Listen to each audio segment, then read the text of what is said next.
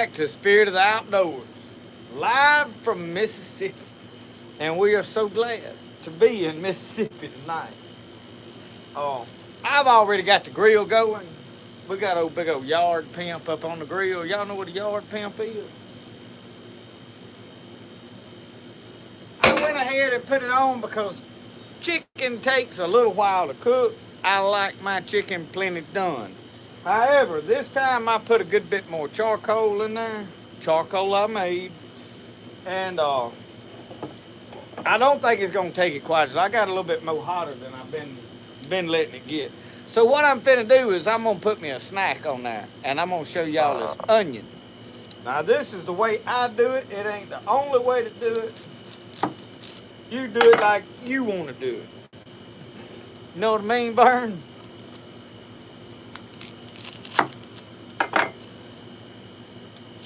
So I want to get all of this dry, hard peeling off of it if I can. I would recommend everybody done that. You know, if you want to eat it, you have at it. So how y'all are doing tonight? Friday night, and ain't none of us got nothing better to do than to watch me tonight. That's where we at in life. And I ain't got nothing better to do than to sit here and talk to y'all. I mean, that's about what I'd rather be doing.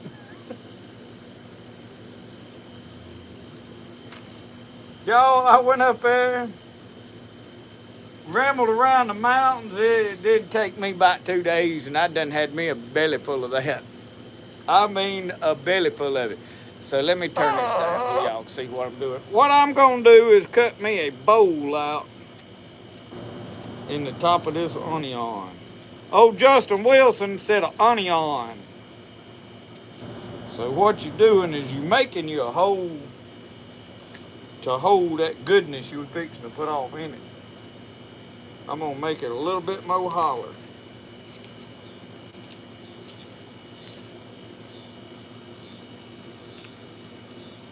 All right. Now I got to get this cut a little bit more flatter.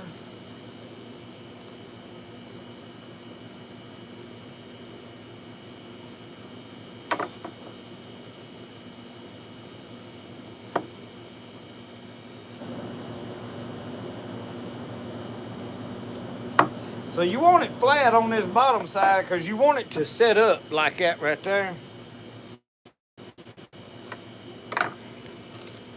And that butter's been out at room temperature. And we're going to put us a gobby full of it off in there. All right. Now, got me a little hole right there. And we're going to put some Worcestershire sauce. Some old boy said that watch your sister Shire sauce. I don't know about all that. Somebody said it was wash your sister's hair sauce. I don't know about all that. Boy, I done got it all over everywhere. Look up here. Boy, somebody gonna fire me. I better clean that off before I get in trouble. All right. Let me stick this back over here in the refrigerator for the flies don't get on it.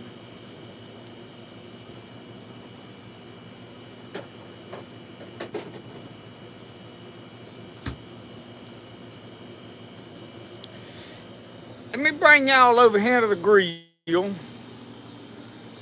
Because we're going to eat here directly. Get that open. And y'all, I'm just going to sock this onion right over them hot coals back over in there. Oh, yeah. Let me move my chicken. My coal done burnt down this way. I got my hook Tony Parker made me. I got another one. Mr. Charlie Pickerel sent me a bunch of stuff. I just grab whichever one's handy.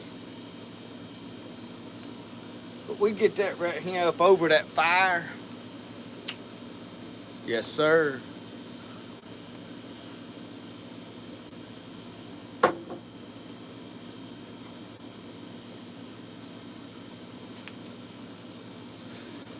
So we better close the lid. Old man told me, said, son, you can't cook with the lid open. Said, quit going over there. We wanted to open that lid to look at, see if it was close to done. He said, it ain't gonna cook with that lid open. Just leave it alone. But I got me some coffee going over here. Look at that percolator pot hopping. Look at that. Oh, y'all, it's hard to beat percolator pot coffee. And me and my wife's getting to that place in life to where she's got to have decaffeinated, and I just about ain't gonna drink no whole lot of decaffeinated coffee. I'll drink it. You can't tell the difference in the taste. I like that leaded coffee. It'll kill me one day, I'm sure. Let me let this down.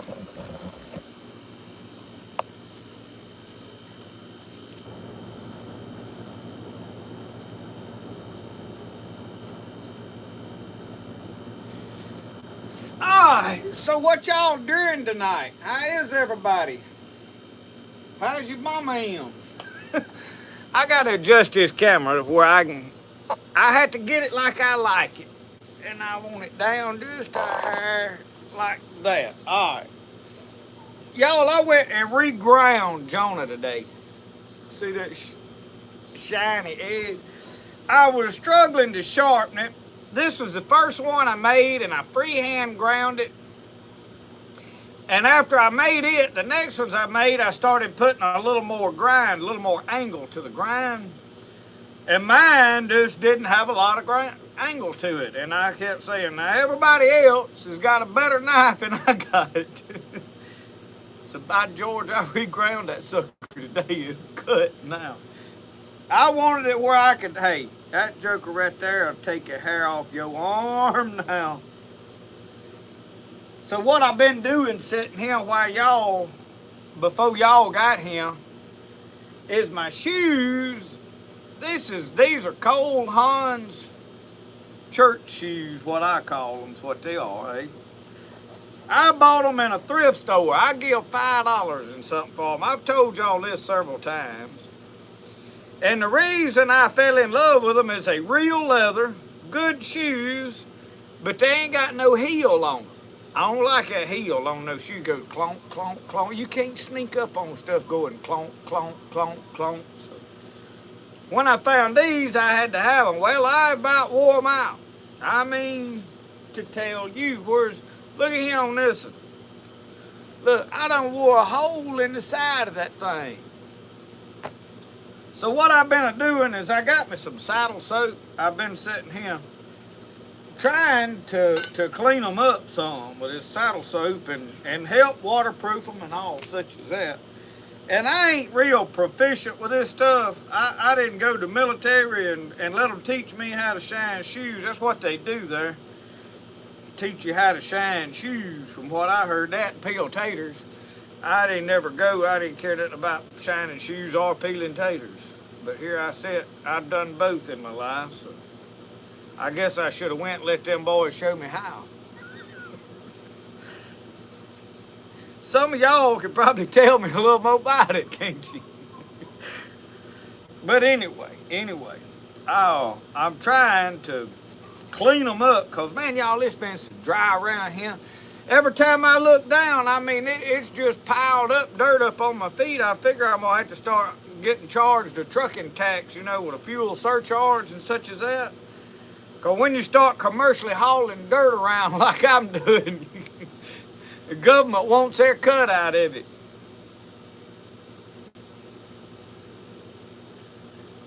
And you'd be surprised at how much dirt you can haul right there on the toe of that shoe, but it'll do it. We need rain bad, folks. But anyway, I ain't gonna keep working on them the whole time. I just gotta finish cleaning them up because they done got to looking plumb awful. And I'm waiting on my coffee to make over there, so let me see if I can get chat room right here tuned in.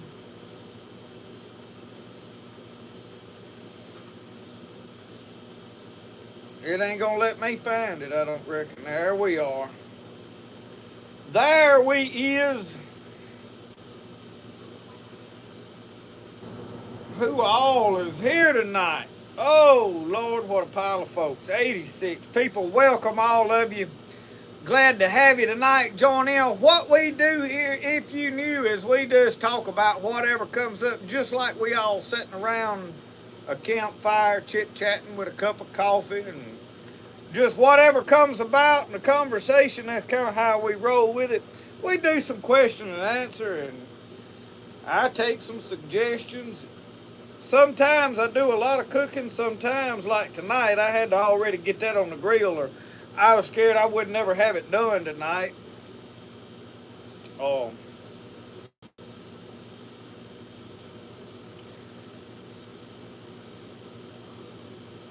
David Rusher said he hoped to hear all about our trip. We will get into that here shortly. Here shortly, we will.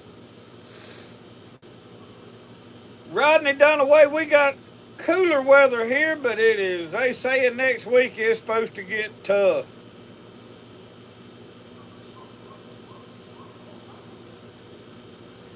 We've got several states represented.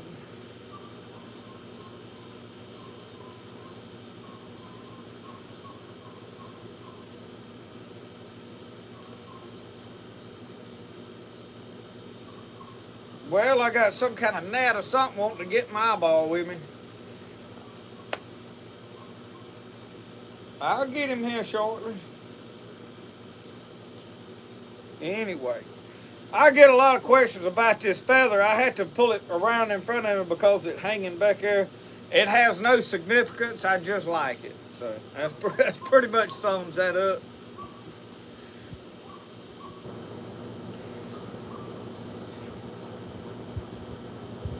Keith said he did 25 years in the fire service. He didn't want to polish another boot. I could see that. I don't do it till it's absolutely necessary, for sure. And it ain't about looks. It's I'm trying to keep him from coming all to pieces. There's dry dirt out, you know.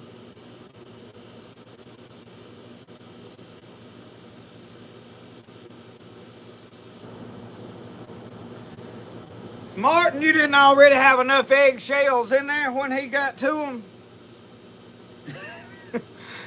He wanted you to get your calcium up. That's what that was all about. Somebody sent him that shirt, the Alligator Whisperer. Oh, I figured I had to go find my fly swat. My wife done made off of my fly swat, I think.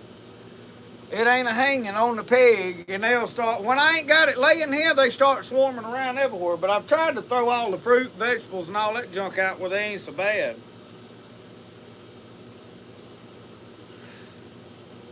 Randall Ross, you didn't plant no peas. He said he had the last of a deer shoulder last week, and it's about time to get another one. All you got to do is plant peas.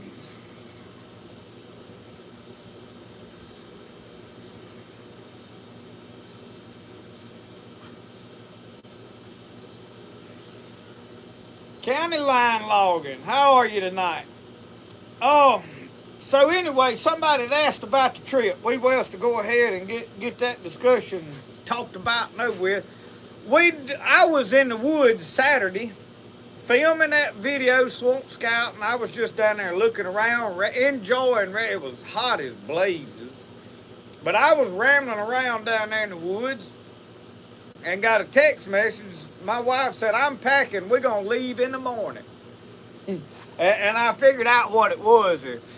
The coronavirus is going around pretty good around here. My daddy called it the Cordovas when it first come out in 22. He always, whatever's in the news, he calls it by a different name. Like our president, Joe Biden, he calls him. But he, whatever's in the news, he'll call. So he called this, instead of the coronavirus, he called it the Cordovas.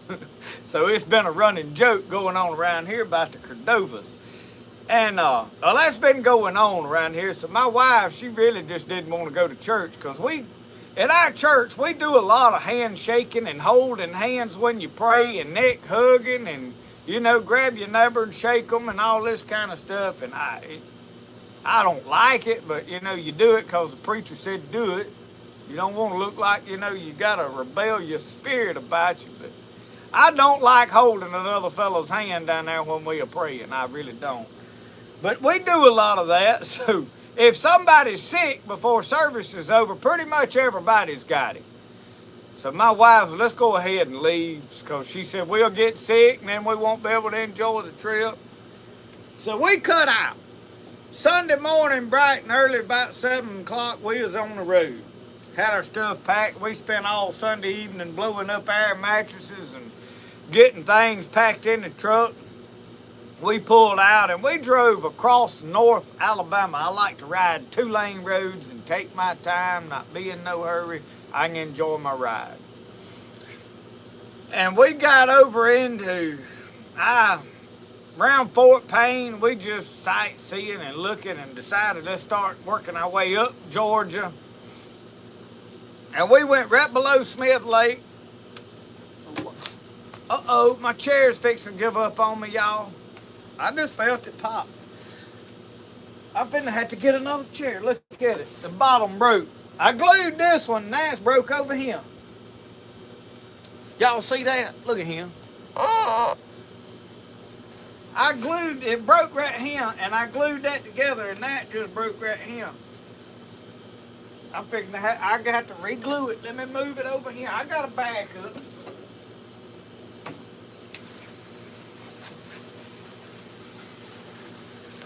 Not to worry, we got a spare rocket chair.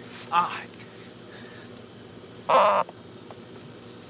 Always something got to go on, make life interesting.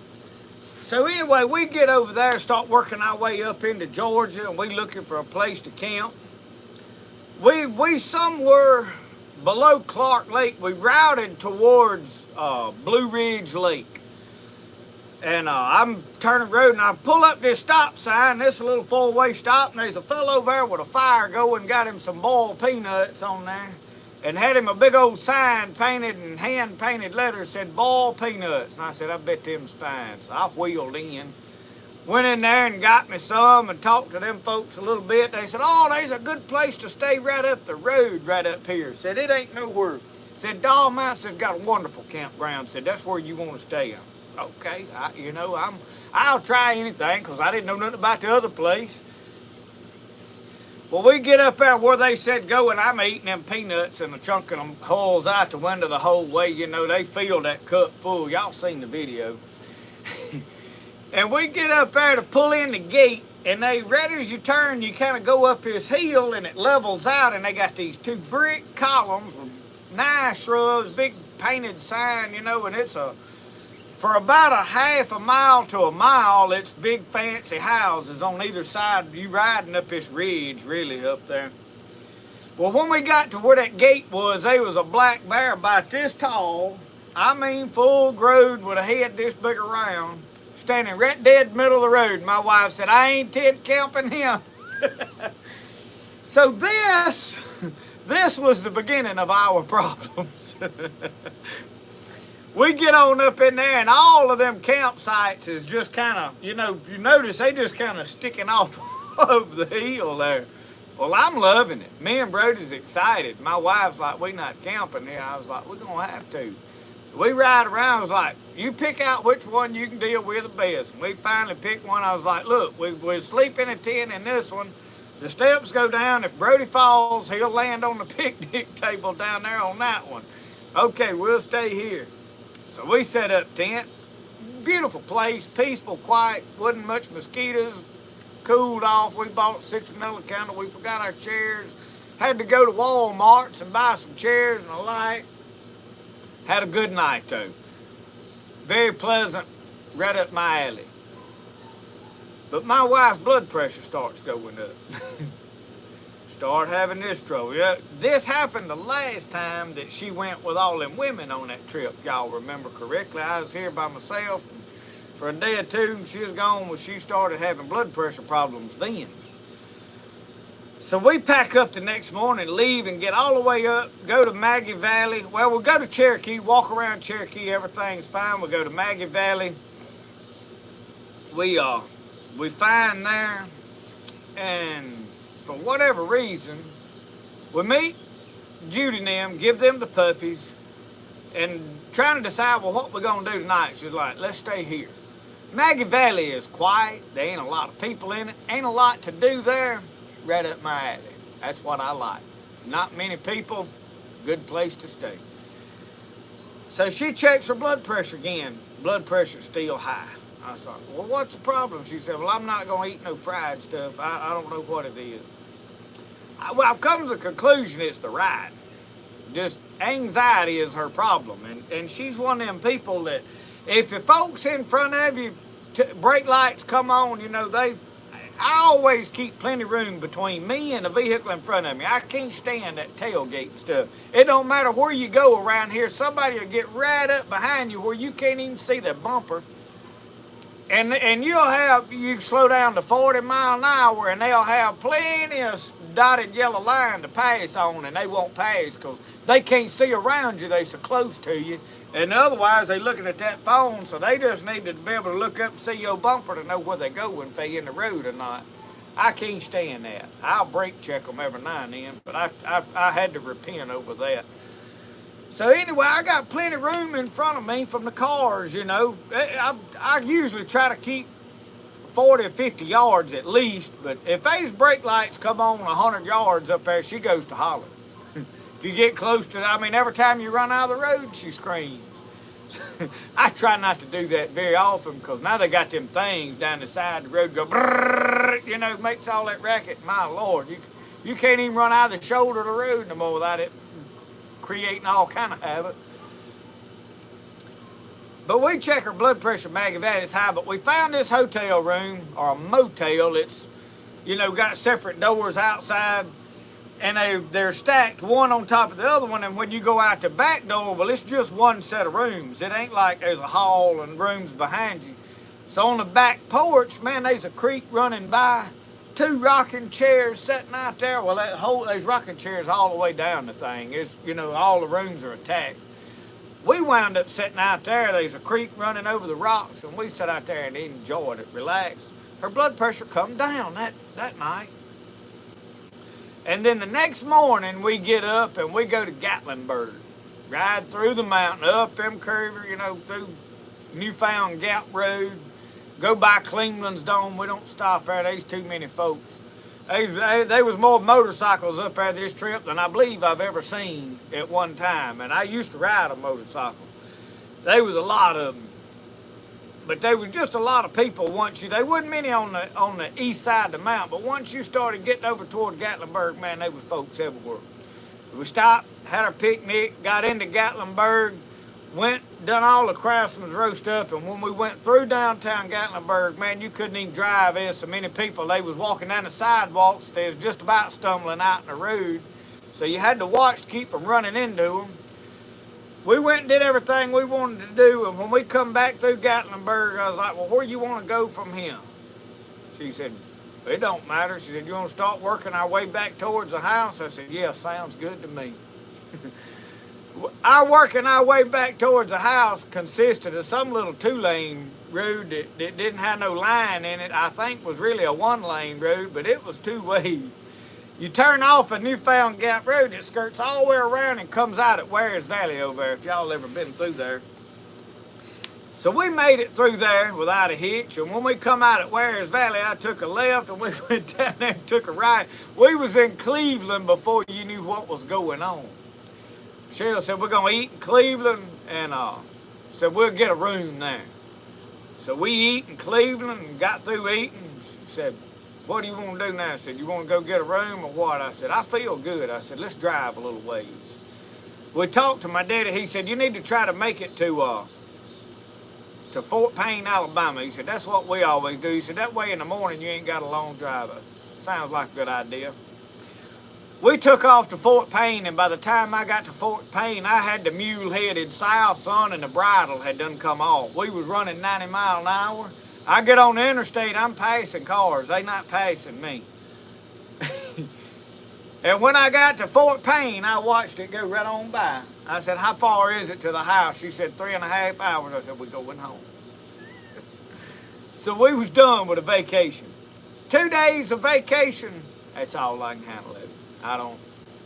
My vacation spot of relaxation is here. I relax here. Somebody texted me the next day and said, "What you doing?" I said, "I'm making knives." I said, "Oh," I said, "You need time." I said, "I ain't gonna bother. You need time to relax." I said, "No, making knives is relaxing to me. I'm doing what I like to do." So I've had 2 good days of down there doing what I enjoy, making knives and working. I just don't care a thing about vacation much. I like to go see the mountains. I bought me a new coffee cup. Uh, Bought me a new pair of moccasins.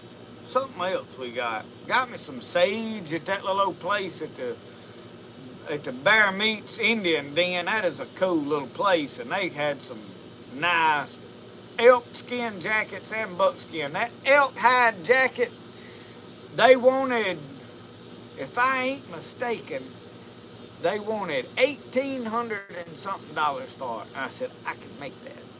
I know I can make that. I just need to, what I need to do is order some hides. You could get a real nice hand-tanned hide from Bear Meats for about 60 something dollars. Like a 9 square foot. They was $7 a square foot. And they looked good. And I'm probably going to call her and order me some of them. And make my jacket out of quality hides instead of the stuff. Because what I have tanned, I can make bags. They're a little bit stiff. Wonderful for making a lot of that stuff. But I don't know if that's what I want to make my jacket out of. I'm going to have to dig them out and do some looking. But we definitely going to get into that. I would love to find a place that I could afford to buy hides and make buckskin jackets and shirts and stuff and put them for sale. Problem is you make one, who's it fit? You know, who's gonna buy it if it don't fit them? So you about got to make it to order. So I really ain't sure how that'll work yet. I'm gonna do some experimenting. First thing I am gonna do though is I am gonna make some moccasins. I looked at some of the moccasins up there, different places. I love moccasins, and I've got some. Matt sent me a thing with a pattern and all. I'm going to get them put together here probably in the near future, probably in the next few weeks. I've got to get that done. But I'm going to probably cut that pattern out on some of my stuff so that if they don't fit right, I can adjust it, make it bigger or smaller. And then, of course, the teepee, and I was going to work on that this weekend, but we've got a birthday party for my dad tomorrow. Kate, my sister and them's coming in, so probably not going to do anything tomorrow. I've got a lot going on. I got to go gather up drinks and get ice tomorrow for that event. And we're going to have a big cooking and eating at the cabin. So that is the story of the trip. I don't trip well. People's like, "Oh, y'all don't go on very many vacations." We go somewhere about every 3 years as far as a vacation, and I'm going to be honest with y'all. Every time I leave the house, I'm thinking about I'd rather be at home. I've built a world right here that I like to be in. I see all these people that every time you turn around, man, they got to go somewhere and get away from home. And I'm like, that ain't home, Hoss.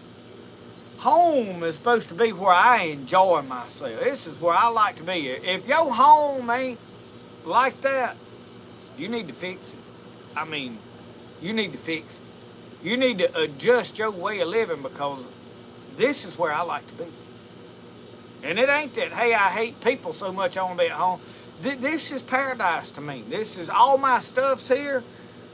I can do anything I want to do here without somebody bothering me. I mean, I got chores to do. I can work on them. I enjoy working. I enjoy doing stuff. I enjoy, the garden and all that. Now, as hot as it has been, I don't enjoy it no more. So that is one of the reasons I quit fooling with garden. I quit filming garden. I quit seeing after the garden. I go out there and pick what survives out of it, but we done put up everything we needed to put up. That thing's still making tomatoes down there. The birds is eating them. I gave tomatoes away till they wouldn't nobody take no more.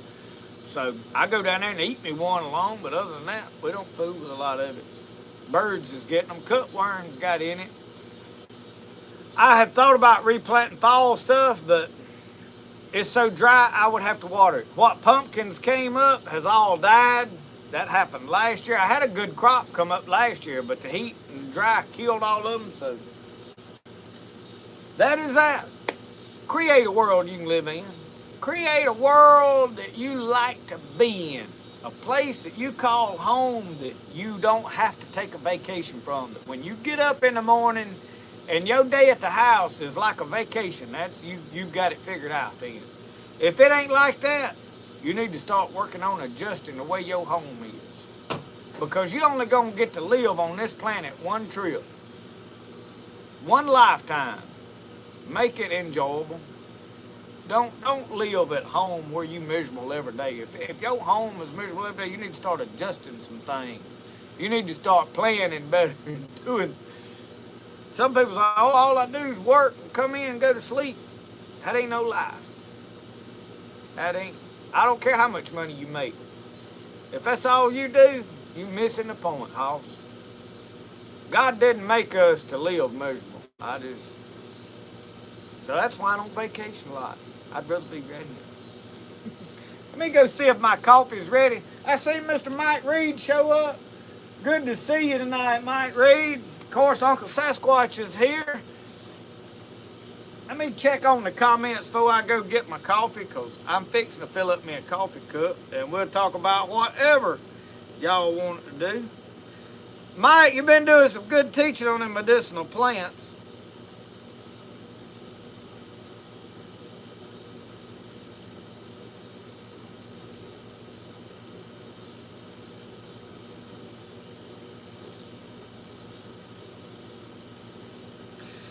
Ken, when we got to going through some of them places up there, we was gone before anybody knew we was there, just about it.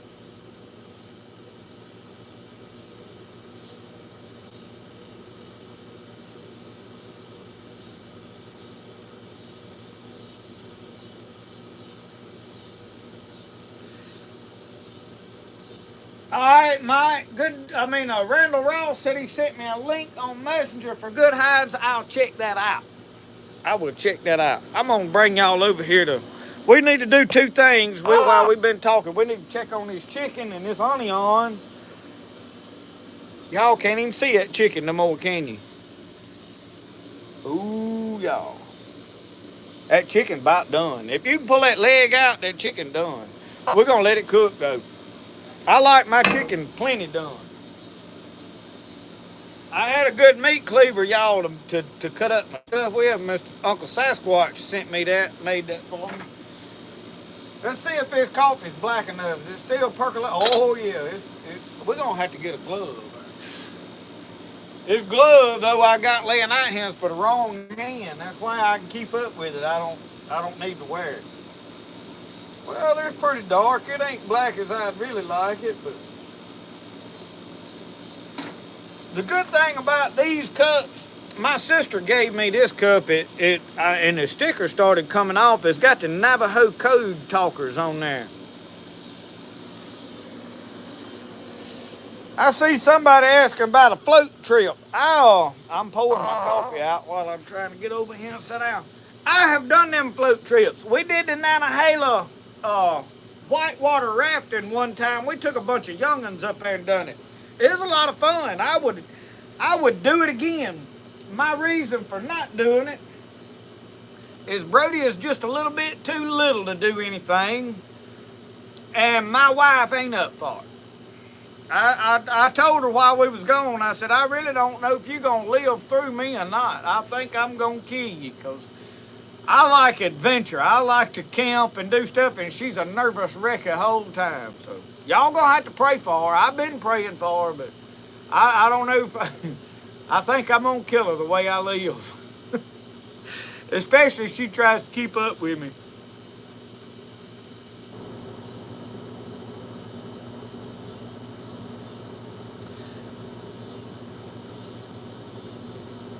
B-Heck, you be careful with that pokeweed. That root, I'm fixing to make me a tincture for winter, for arthritis, and my elbow. Y'all, I've been eating pokeberries about 4 or 5 every day, and they help in this.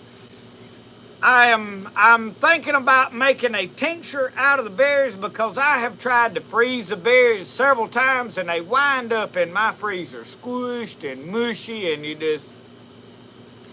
I froze them in an ice cream bucket one year. That did all right. But I don't know. I got to figure out a better way of freezing them. They don't freeze hard enough if they like a solid block of ice for whatever reason. So I'm thinking about tincturing some of the berries. It's a little weaker. That root on pokeweed will kill you if you ain't careful. You need to be very careful. Don't you take too much of that stuff. I'm one of them people, and the reason I say this, when I take a tincture, now with them medicine bottles and the droppers, you're usually good if you'll take a few drops of it, not a dropper full. See how your body reacts, because you'll start getting gut pains and all this kind of stuff, but it will shut your respiratory system down, your nervous part of it. So be careful with pokeweed.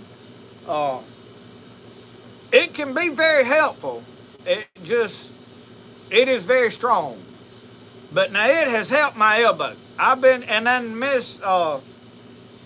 what's her name that sent me the Miss Libby, sent me some salve. I started putting the cayenne salve on my elbow, and it could be helping. I've run it on there several times, but I think with the pokeberry and stuff, my elbow's getting a lot better, which I ain't been rolling out pottery. I hadn't made no pottery in a while, so it is, the pokeweed's good, and I'm going to do a video when I make a tincture on it. We'll go over the warnings and all, so look for a pokeweed tincture video coming up. I'm doing more tincture videos than I've ever done. I've started using more tinctures. It's a good way to use it, really. My wife, she took some anti-anxiety tincture and threw it up everywhere. I got to looking though, she reached over and grabbed it. I had it sitting on the shelf while the sun was shining in that window down there, shining red on it. I don't know why I set it there. It don't need to be in the light. I know better, but that's where I had set it down when I took some. And I was over there working on a leather sheath, and she took some of it, and I'm talking about walked right over there and puked it back out. So it didn't help her not one bit.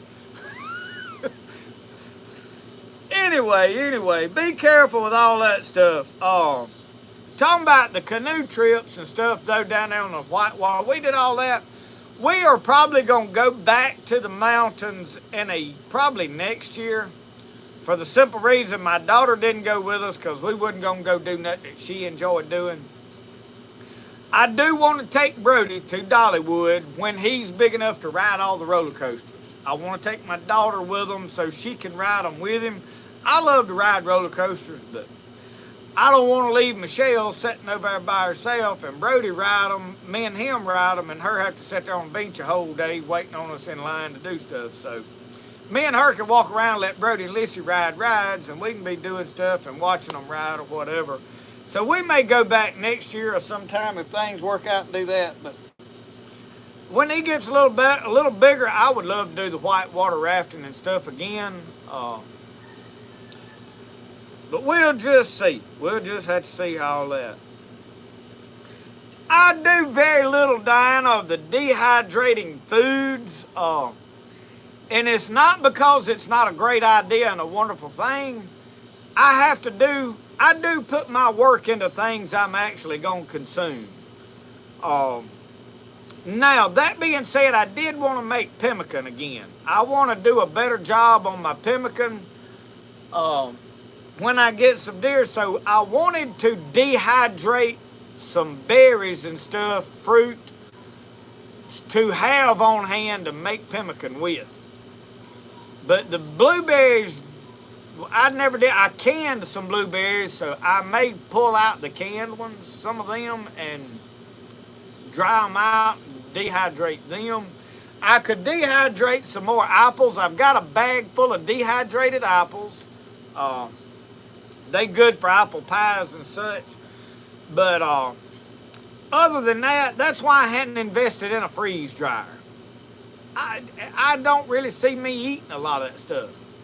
I like peas and cornbread. That's just, we get a bag of frozen peas, throw them in a pot, and throw a hog jowl or something in there, and salt pork or bacon if you got it, just something to add a little grease to it, salt it good, and man, peas and a pan of cornbread is good eating. So is collard greens or turnip greens and cornbread. I can make a meal out of turnip greens and cornbread. And I got some canned. I'm thinking about having them here for long. Ooh, that coffee's hot. Let me turn a light on out here. I can't see nothing. It's getting dark on us, ain't it?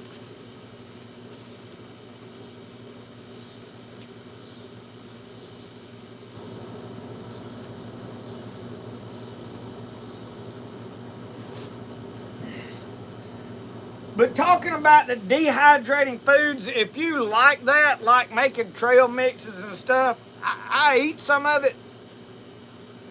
And you know, I hadn't really thought about it. I don't know how dehydrating the pokeberries would work. That might be something to think about because all you're doing is removing the moisture. The medicinal qualities is still in that. The ones that I have seen naturally dry up on a vine get very, very small, which you could probably still take. So I may experiment with drying some pokeberries to preserve them versus trying to freeze them. Because you can swallow a whole dried pokeberry like a peel as good as you can. I think I'm going to try that.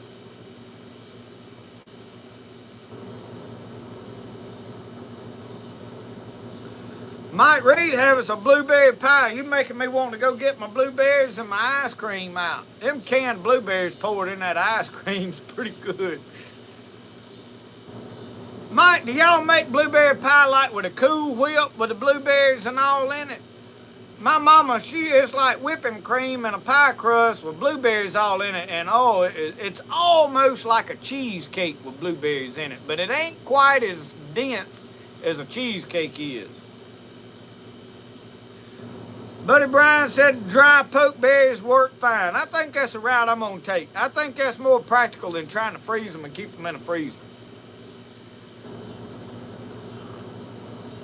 I may lay the whole cluster on my dehydrator and see how this goes about. Because my dehydrator's still sitting right there on that table where I was supposed to be working on that TP and I ain't.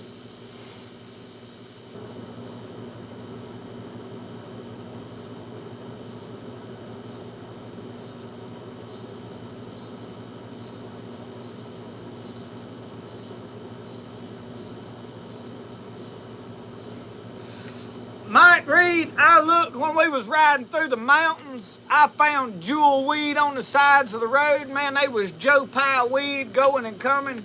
I get all the way back down here and they ain't none of that stuff down here on the sides of the road.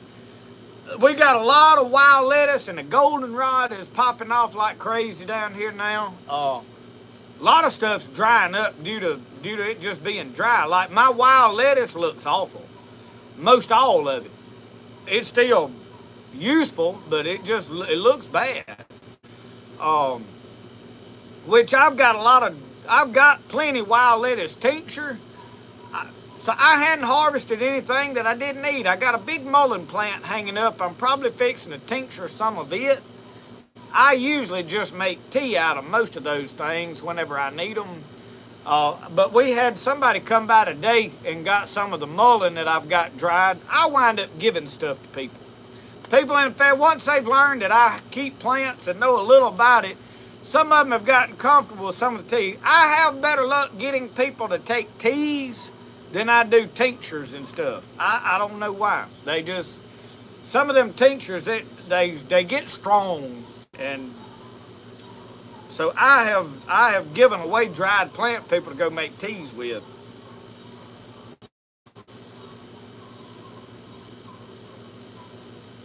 But I did bring home some jewel weed. I stopped on the side of the road up there and pulled me up some jewel weed and brought it to the house.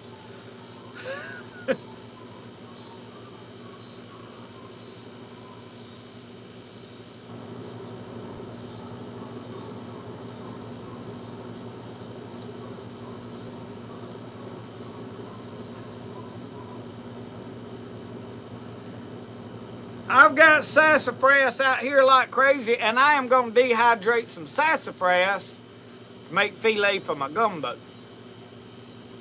I like to put it in my gumbo. I don't really know how much you put. I had a little old bitty jar of it. I didn't put much in it. I think you're supposed to actually put a good bit in there. I don't know. How much filet do y'all put in gumbo? Like spoonful? Because you crunch it down to a powder, or almost a powder. No, but I found yellow root, Deb, up there. They had bundles of it in that Bear Meats Indian Den. I could have bought some for about $10 for a bundle, and I was like, ugh.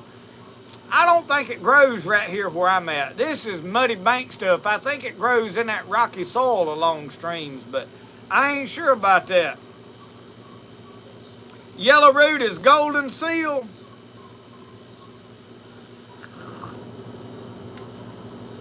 Yellow root, and the next thing, y'all, the plants that I look for is plants that I think I'm going to use. There's a lot of plants around here that I've never fooled with because I have no use for them. It's like the stuff for feminine problems. My wife, all that stuff. I do need to try to get her on some of the yellow dock. We got a lot of yellow and curl dock for the iron. She struggles with the iron deficiencies, and that could probably be a lot of contributing factors to what she's dealing with. My problem is when I make some of these medicines is getting somebody else to take them. I'm like trying to get her to guinea pig on them, and she, I ain't taking that. What's it gonna do to me? I don't know. Find out. So that's my struggles with a lot of it. I can read about it, study about it, but I'm one of those kind of people that I like to take something and see does it work, see what it does to me before I start really doing a lot of talking about it. I've only been fooling with medicinal plants about 5 or 6 years, so I can only have experimented with so much of it.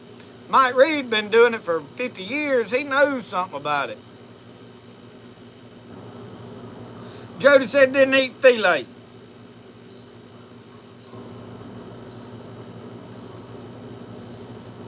Kim, my daddy believes in mullein. He's got scarring on his lungs, and he has made a lot of mullein tea. He's a believer in it.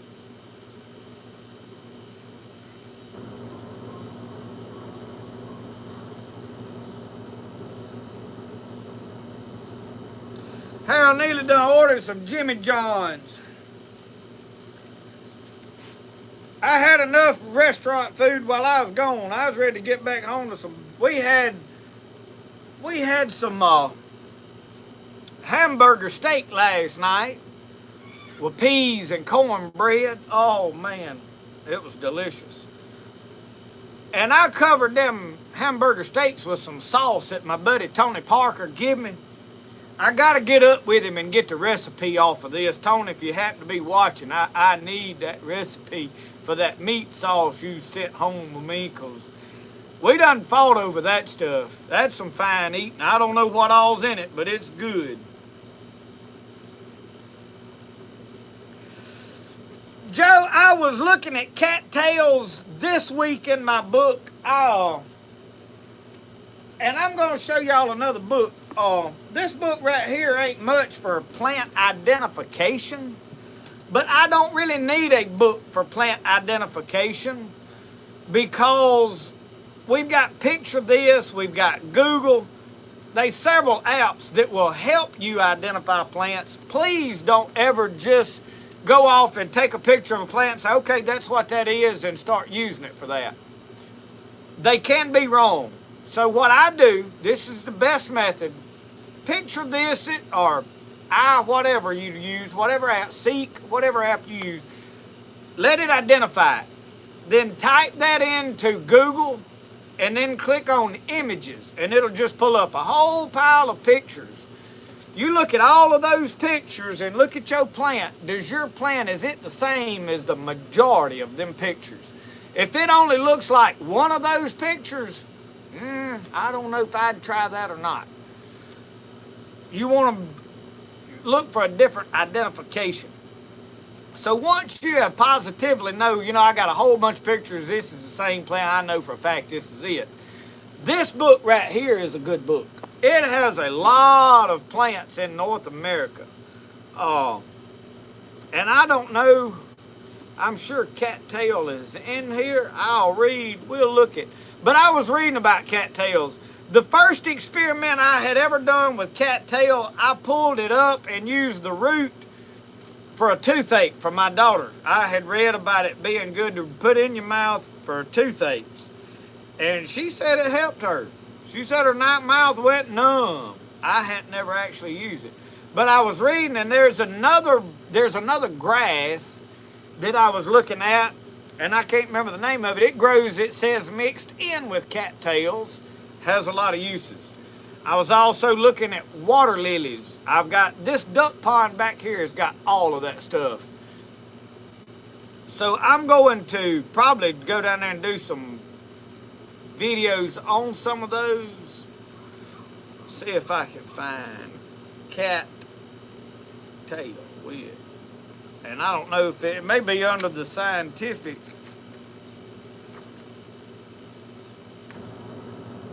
Yeah, it ain't gonna be under cattail. What is the scientific name for cattail? Somebody'll know. Mike Reed grows comfrey, don't he? And echinacea and something else. I have not started any here. I need to. I've never fooled with comfrey.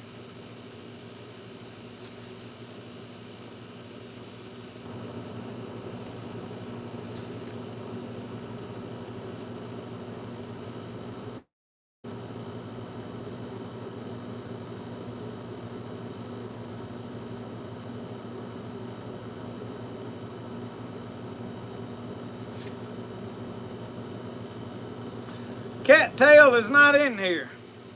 That is the problem with some of these books. You got to have more than one book to cover everything you want to do.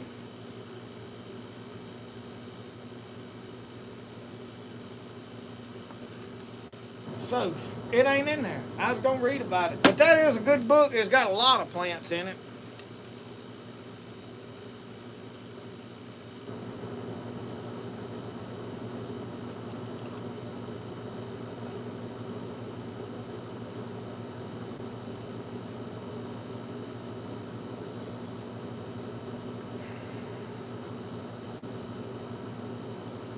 Triple Creek, I agree with you. I have got several books on identifying. Let me go get another plant. Another book I do want to show y'all while we're on this subject. I think it is a valuable book to have.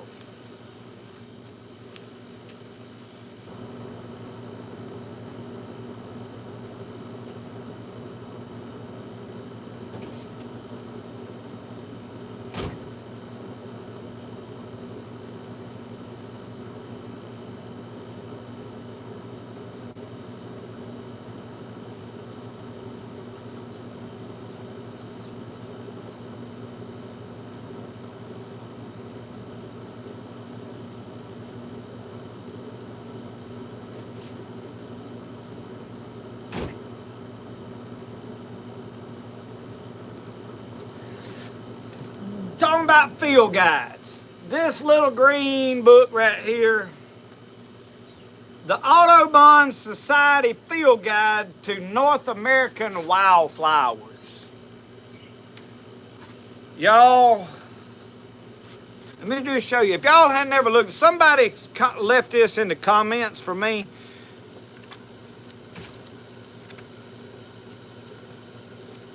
Good detailed pictures of plants. And then you go back into here and it has got several species, tells you about the species. So, turn y'all around so y'all see what is fixing to happen here.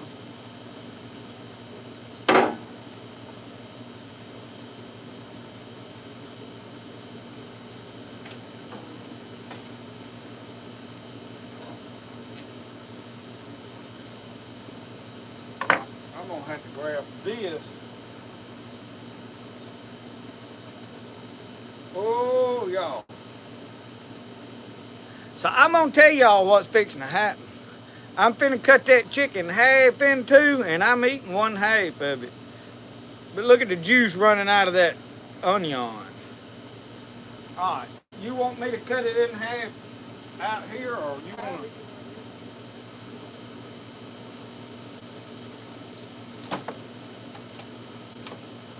That's half in too. If you'll bring me a plate, I'll get my half.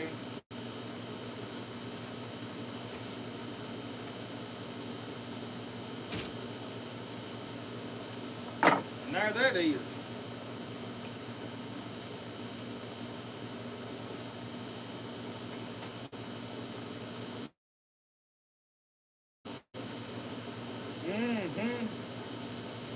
I may need a jug of water to go with this and a rag to wipe my. I got that old shirt though. I'll use it.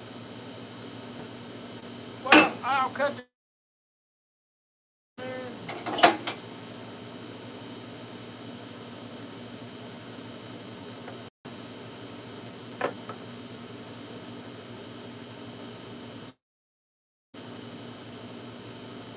Oh, y'all, that onion.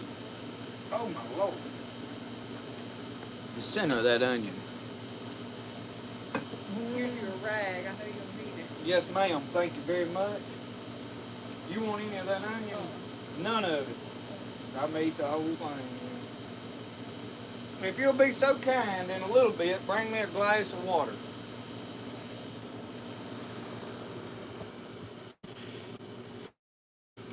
Y'all, I pick at her a lot, give her a hard time, but she's very good to me. I cannot complain, not one bit. Let me turn. I'm trying to get my chat where I can keep. Yeah. Oh, Lord, Tommy Litchfield has done showed up. He's an hour early. What's done happened, Tommy? Hey, hang on. Hang on before we get too excited here. Dear Lord, we thank you for this food. We thank you for this night. We ask you, God, to bless this food to the nourishment of our body, to give me strength and good health. In Jesus' name we pray. Amen. Y'all, I'm going to tell y'all something. I think a lot of folks is sick from a lot of what they eating because they don't pray over it. They ask the Lord to guard them. Thank you so much. Just set it right there on that stump, please. All right. We fixing to find out if it's fit to eat or not. Oh, man. Oh, it's hot. It's hot. Mike got talking about that blueberry pie. I done got hungry sitting there thinking about that now. Man, y'all, that onion is fantabulous. If you ain't never cooked an onion like that, you need to do that.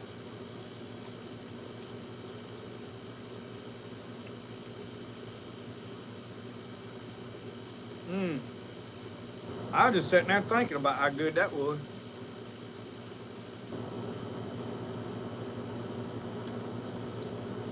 I don't know where my help is. Brody spent the night with his now. We actually did not spend all of our money when we went on the trip. I kind of made out like we did, but we didn't spend no whole lot of money. Never do. So when we got home, I told Michelle, I said, I'm going to buy Brody some new boots. He been wearing some, Uncle Sasquatch called them Jerusalem Cruisers. I like that, Uncle Sasquatch. That was a good one. But anyway, old Brody been wearing them Jerusalem Cruisers around everywhere. I don't really like them, which it's summertime, that's all right. You need wear whatever cool, it's hot here.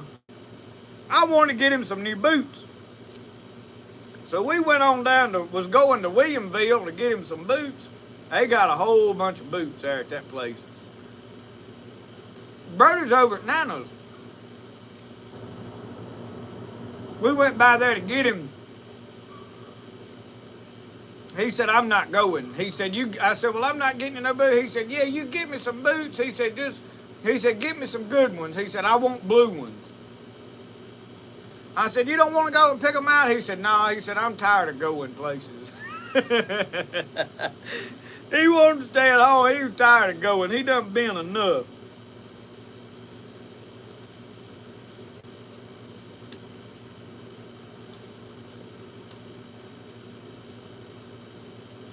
Your old Brody, he didn't want to go nowhere else.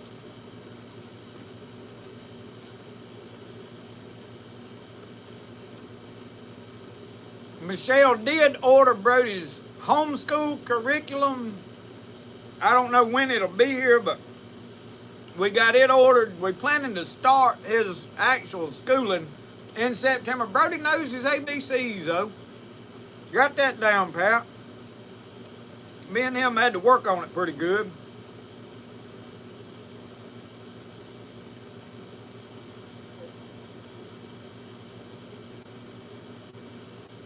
But the other half I was talking about was Roscoe. I think Michelle's in there laid up to bed. I went in there and crawled up to bed pretty early last night.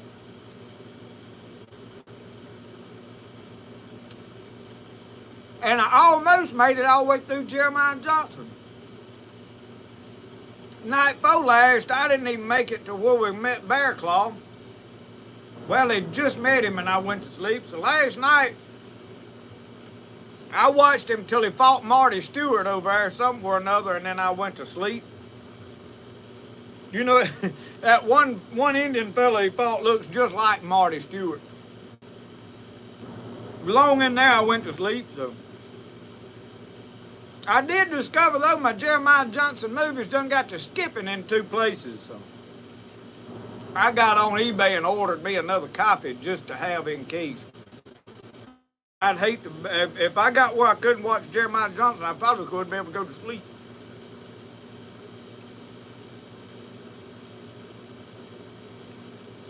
I need to cut this big piece of onion in half.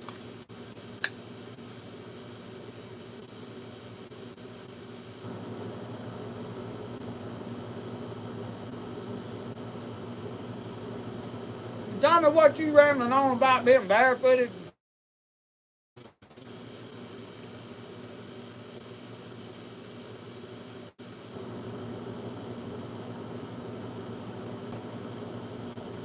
Charlie, good night.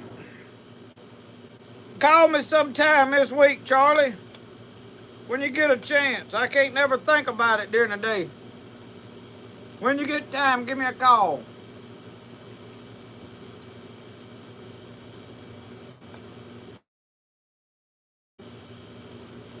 Missouri Outdoors.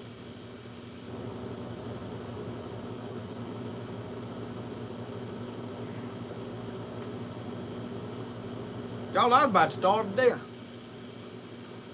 Somebody watched that reel this morning. Me cooking them eggs. They asked, was I going to eat all of that? I didn't. I give Roscoe one bite of sauce and a piece of one of them eggs.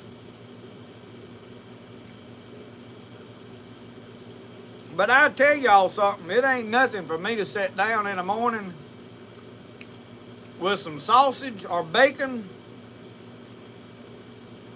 a piece of toast or a biscuit, and eat 6 eggs. I mean, I can flat do it. That's probably why I look like I do. I'll throw that out there to the ants.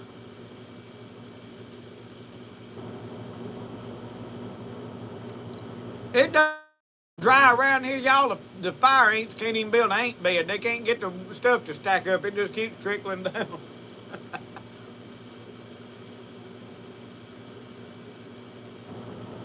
Wind keeps blowing the houses away.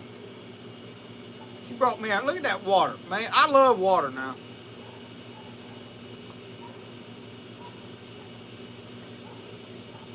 A lot of folks won't hardly drink water, but I love it.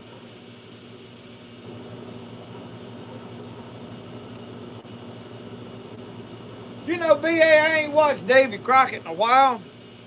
Me and Brody did. We watched the Alamo. He got on an Alamo kick with old John Wayne. And we watched that thing every night for a while. We get our money's worth out of a movie now, if it's clean.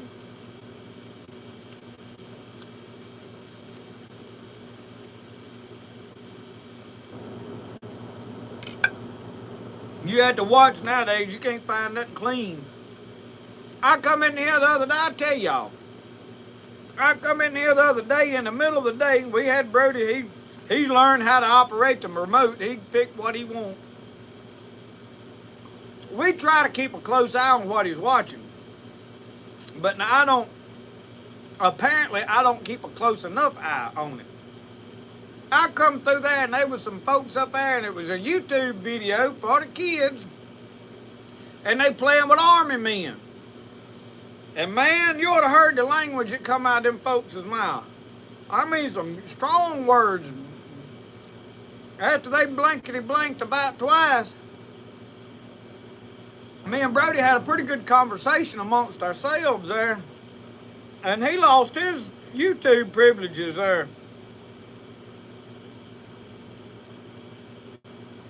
Brody ain't gonna get to watch YouTube for a while. I told him, I said, son, we don't talk like that. Ah, here you are. Yeah. Y'all don't give y'all's dog bones, y'all's can't handle it.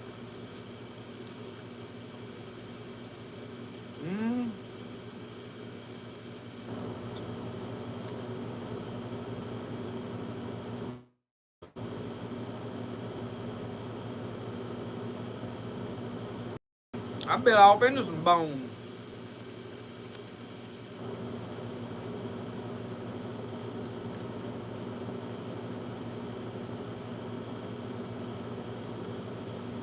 Ken Michelle has been struggling some here lately. Y'all pray for her. Anxiety is what the doctor, she had a doctor's appointment, and there ain't nothing physically wrong with her that we know of. I laid hands on her and prayed. I anointed her with oil here a while ago. But I prayed for her a couple of times. We've had prayer for her at the church. I know what it is.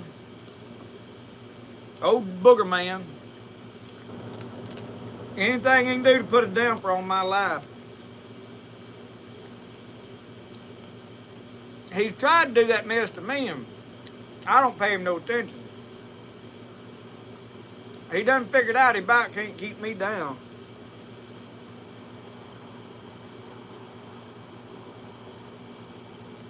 Not spiritually. I mean, he'd take your help if the Lord will let him, but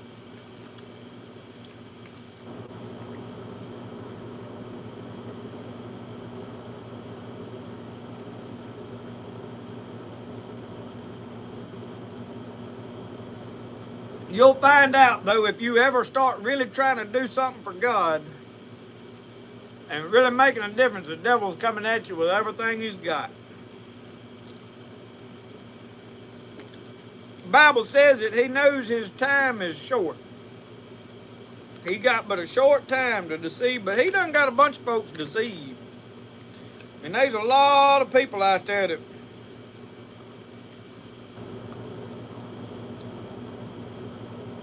I run across a thing on Facebook. For some reason, my Facebook page it's a page, so I get other pages that just random whatever stuff shows up. Stuff I ain't even interested in. And I have to click hide all, from this group or whatever. Well, I be dog, one of them come up there and they had this pentagram of lemons and it was showing you how to make a winch spell on there.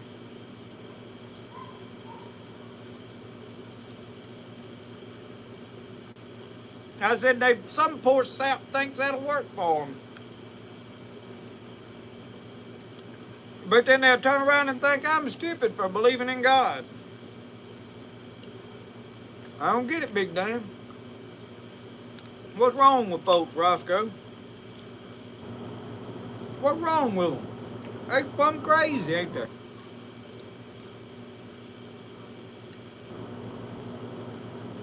Y'all believe I've sit there and just about ate that whole onion? If that ain't a testament to a good onion.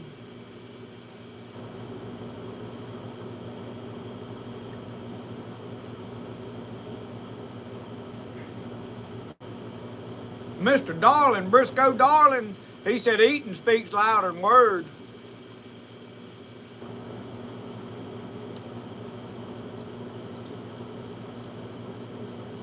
Briscoe, you know Briscoe Darling?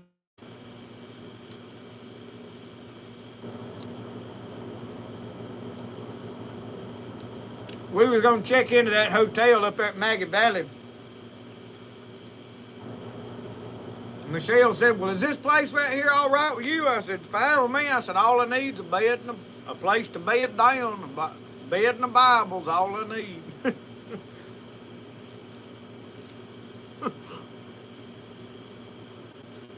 Some of y'all ain't watched enough Andy Griffith, have you?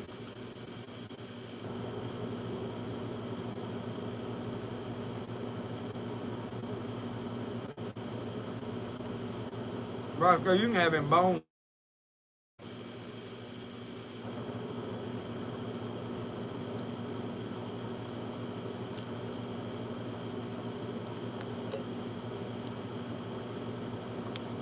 Doggone, I believe I could eat that other half of that chicken. I hate to be greedy though.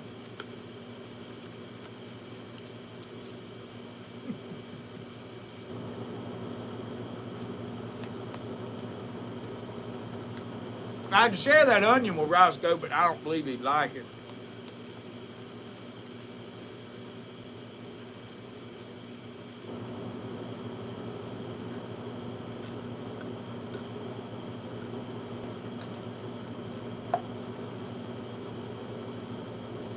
Oh, you want to try a piece of onion?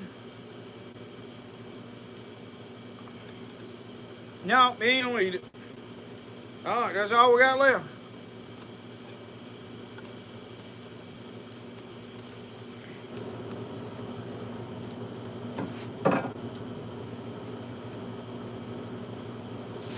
Oh, man. We're going to throw it out there after you licked on it. I don't want it.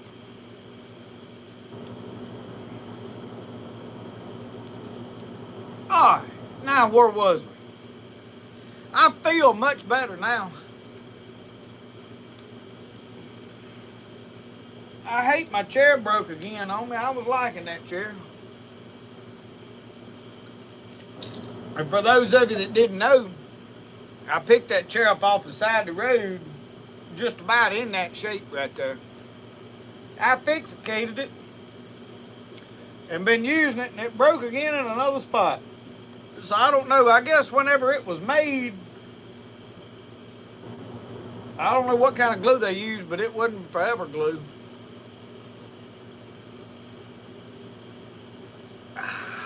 Get me some fresh coffee.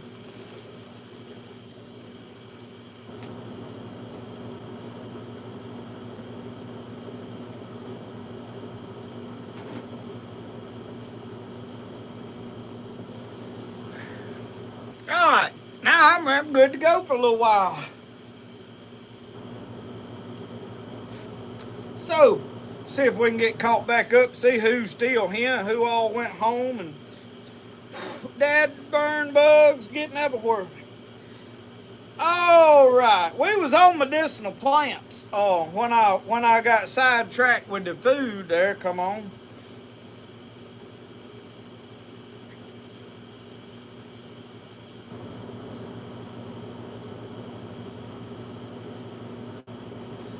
Randall Ross, I'd go fishing too, but I got an event. Everybody, there's Brian from Poverty Hill. Good to have you tonight, Brian.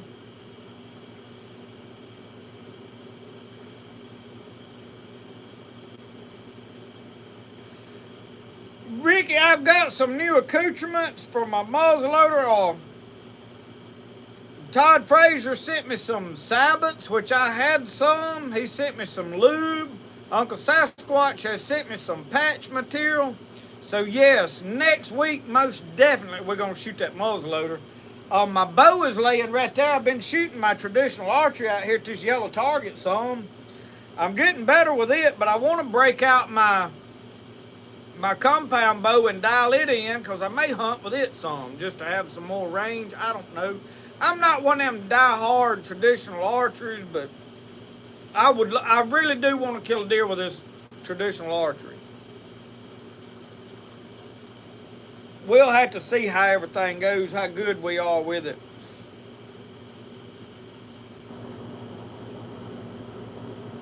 Joe, I thought about putting rawhide on this chair. I put a wood bottom in it, but I have seriously thought about putting a rawhide bottom in it. But the problem is I need my rawhide for knife sheaths and stuff like that. So, but anyway, y'all, I was talking about this book before I got hungry.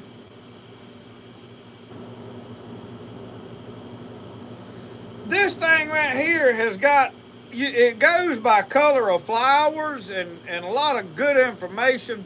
Somebody told me that this is the book I needed to help me with different species identification, like wild lettuce, and they got 2 or 3 different species of it.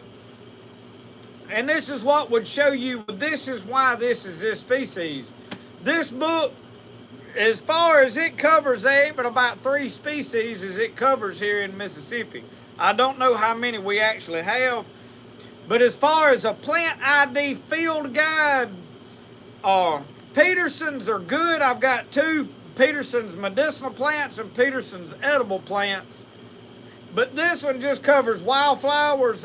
I think these are excellent field guides just to have on a shelf, because like you know, we don't know how long we're going to have internet in case all that's down.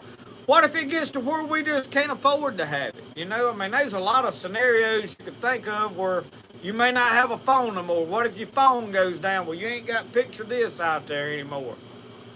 So, I mean, there's a lot of scenarios you just might not have internet. Well, these books are good for a lot of that stuff. So I bought this one at Thrift Books. It was like $5 and something. You can't go wrong, y'all. $5. If you're looking for some of these books, go to thriftbooks.com. Buy your books there.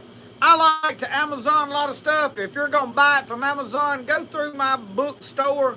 Go to my Amazon store and go in the books category. If you buy it through the links that I put on there, I get a little help. They pay me a little bit. It ain't enough to really be worth promoting it, but every little bit adds up somewhere down the line. And but if you're on a budget, go to Thrift Books. You can buy all of these books at Thrift Books. Go in there and look, see what they got. I would strongly recommend you have all the knowledge you can in paperback. I can't preach books enough. Books, books, books. I love books. I do. I have a thing about books. I love books. And then I wind up working too much to even get to read any of them.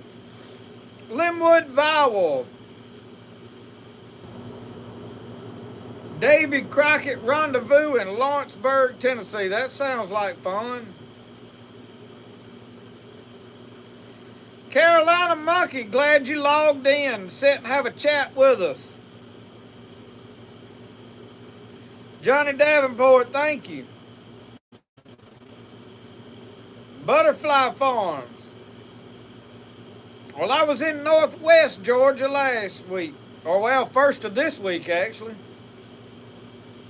I hadn't been to Northeast Georgia, though, in a long time. I've been there one time. That's Southeast Medicinal Plants. If you're in the Southeast, that is a must-have book. Because one book has medicinal properties, plant identification, and it covers the basic stuff that you're going to deal with. I mean, but it's like this book. Okay, we want to look at cattails. Well, it's in the other book, but it ain't in this one. So you really need more than one book. And I got to find a plant for earaches. I have got an earache. It's like a sore down in there, and all of a sudden my throat seems to be hurting a little bit. So I'm going to have to come up with something that'll help for that.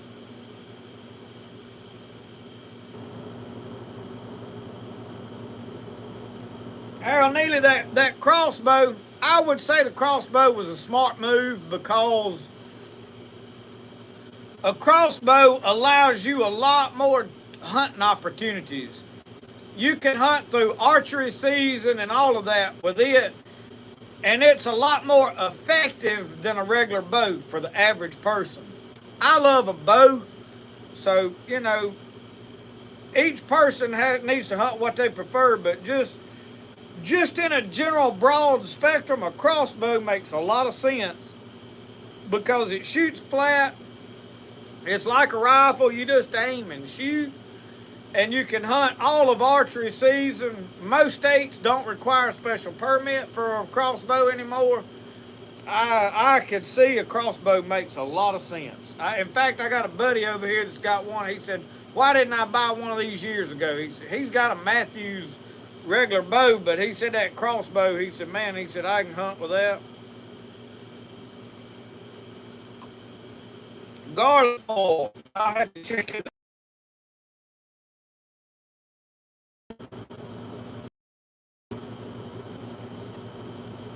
It's been so hot here lately, I hadn't wanted to get out. You know, come to think of it, I think Mullen does have something for the ear. I'll have to look and see. I've got books, though, that I can go to that'll help me. Books I've printed off, and they still a bunch of books. I want that book. It's about $250 that this Patton guy done. He is the only person that has delved into the seeds of the sweet gum. I took the sweet gum video down because that guy from Legacy, Outdoor Legacy, whatever, Legacy Wilderness or something, does all the medicinal stuff. He messaged me and he said, if you'll look in that book, he said it does mention the seeds in there in that one part. He said that Patton guy, he said he's the only one that has studied it, and most of the knowledge comes from his work on that. So I want that guy's book, because I mean, and I took the video down that I did on sweet gum because I did get in there and say that I couldn't find information about the seeds.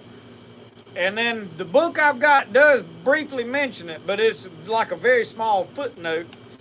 So I took it down because I don't want to have videos that's... What happened to my chat here? I'm going to redo the video, though, by the way, is what I'm...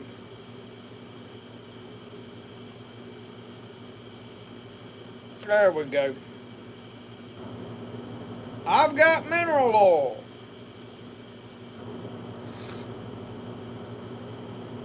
Oregano oil. A lot of good oils. Let us see if this book actually says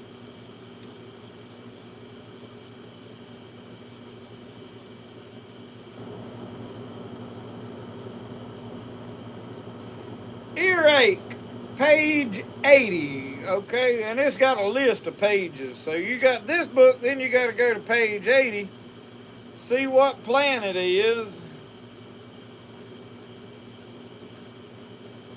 Chamomile. Uses.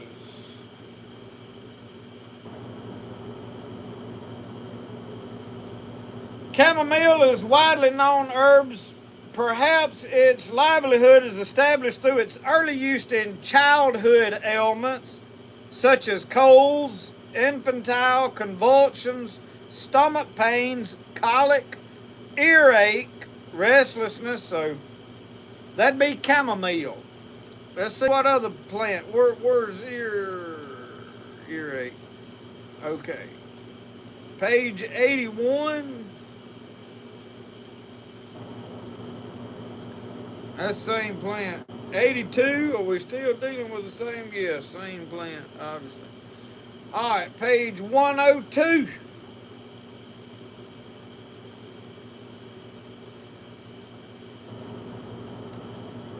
We might learn something sitting here, y'all. I spent a lot of time doing just this thing right here. I have these books out sitting here with coffee in the mornings and go to looking around at them. I done got a floater in my coffee. That ain't your swimming pool, son. You gonna have to get out of there. He can't be swimming in my coffee. He'll have to find him somewhere else to swim.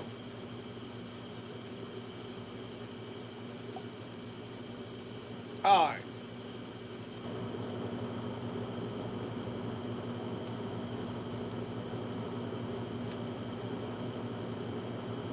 What is cramp bark?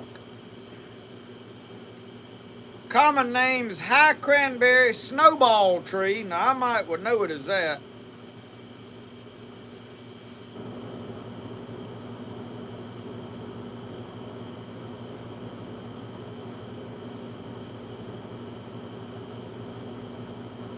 Where do we see earache at?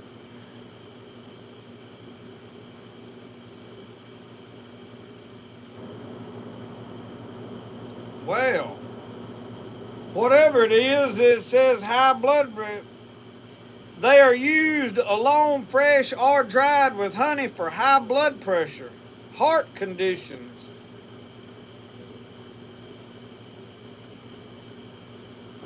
So that would be the snowball tree. I don't see where it says anything about earache. Ah, homeopathic clinical. Ears painful. And I lost my page over here. Dead, burn it. Don't lose us.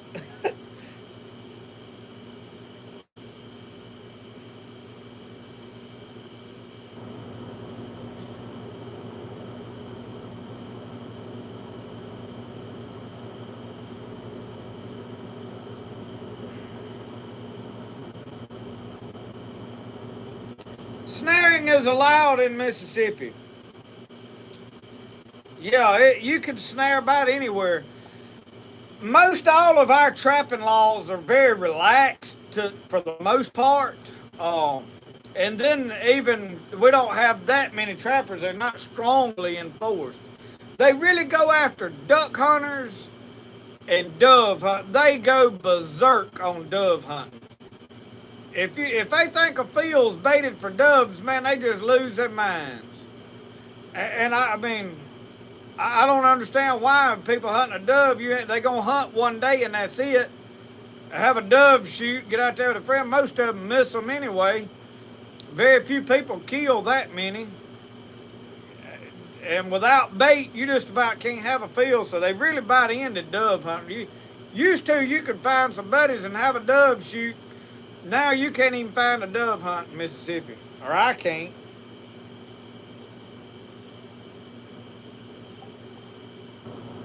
The last one I went on, oh boy, we was gonna cook doves at the end of it, and they pulled out last year's doves, started cooking them. I was like, whoa, we ain't gonna eat the ones we just shot. Oh no, we're gonna save them for next year. That done it for me. That didn't make no sense to me. All right, page 210. Let's see what's on 210 for earache. I'm just letting y'all see kind of how I go about using some of these books. We ain't going to sit here and go through every one of them. Onion. Ha. So somebody mentioned onion. Well, onion is in this book. Voila. Uses as a domestic medicine. The onion in various preparations has come to the rescue in colds, croups. Roast the onion until soft, extract the liquid, add honey to taste, mix well, and give a teaspoonful to tablespoon amounts age and condition calls for. Well, I just sat here and eat a whole roasted onion. I should be fine here momentarily. I just took the Lord just give me my own medicine and I didn't even know I was taking it. Enjoyed every bite of it. Ain't God good? I ain't even got to look for nothing else. I'm happy. Oh, Lord. Oh, he wanted me to keep reading? All right, we'll keep reading about onion. That was on page 210. It ain't hard to find. All right. The onion is also effective internally and externally in catarrhal pneumonia, abscesses, convulsions of children, supporting tumors. If a child has worms, after fasting for the morning, give a decoction of rudogravolians, onion seeds, onion extract, and honey. Prepare the mixture the night before by pouring boiling water over the preparation, then straining. If taken on an empty stomach, it will often clear the system of unwanted creatures. Mix onion with rue and honey as a cure for the bite of venomous creatures and mad dogs. Should be applied externally and taken internally. Often in Holland they macerate the onion, and the tincture is taken for gravel and dropsical affections. Externally, the juice is grated or bruised onion or leek with the addition of a little salt and then laid on fresh burns or scalds, draws out the fire and prevents them from blistering. Used with vinegar, it diminishes skin blemishes. Herbalists of long ago used the above for pain and ringing in the ears.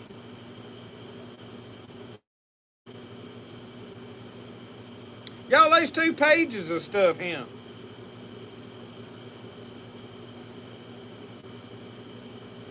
It said roasted.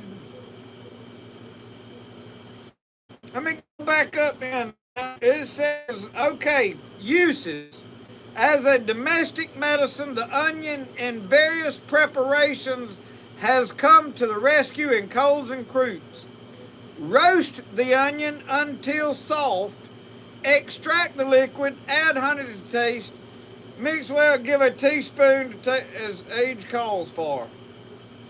Whole roasted onion can be eaten with honey. The onion is also effective internally and externally.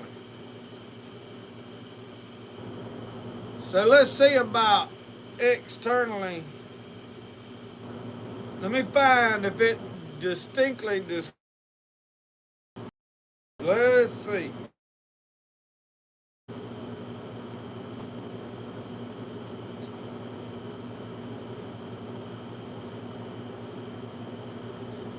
So it says right here for ringing of ears.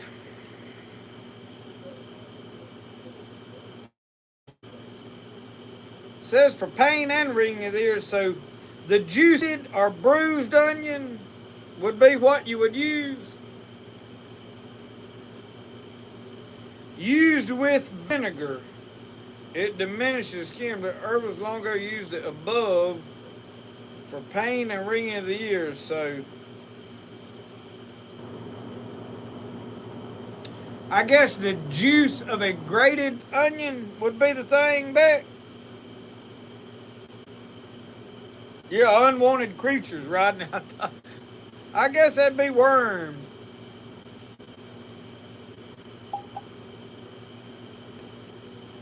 Yeah, you're right. You're right. That is for the cough and the croup and all that. So I ought not be coughing tonight.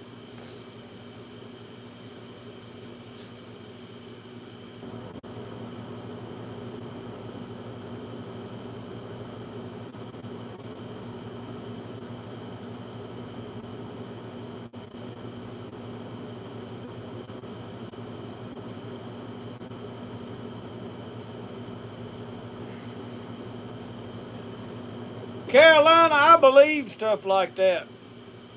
Y'all reading this? Carolina Monkey said I'm gonna share this.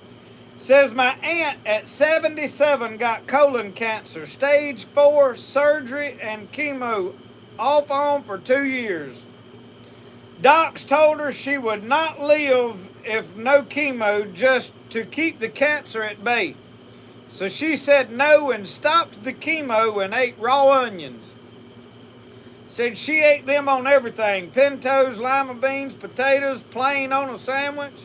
And guess what? No cancer. I'll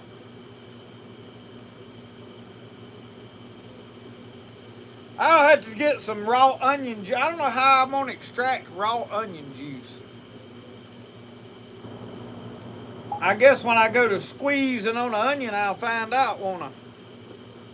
Let me go fill up my coffee cup. Yeah, I done run out of coffee.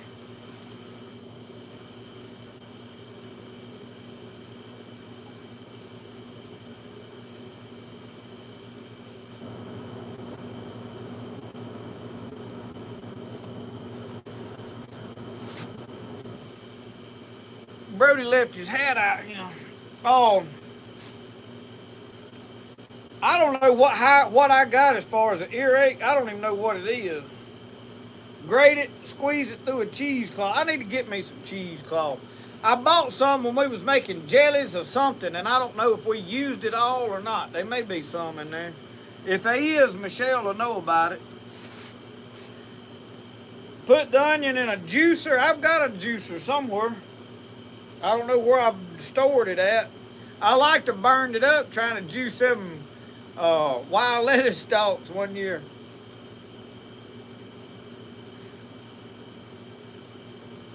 Any good? I bet I got an old bandana that'll work. Might not be clean. I got a box full of them. I'll find one. Somebody had me trying to sign some of them and sell them, but they didn't nobody offer to buy ones. I think that was a...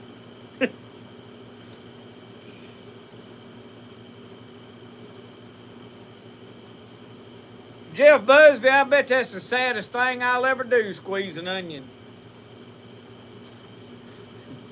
Sad operation. Be just bawling tears.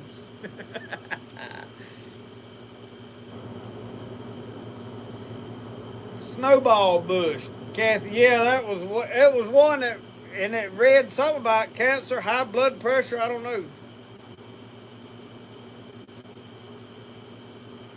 Roscoe, what you up to? Huh? He's been needy. Y'all ought to seen him whenever I got back. When he showed up, so he like to took me down after we've been gone for 2 or 3 days. Now he won't let me out of his sight. He's scared we're gonna leave again, ain't you? Yeah. We'll go in here in a little while. It's 8:30. I got about an hour and a half to go. What you snotting for everywhere? I don't want you blowing them boogers on me.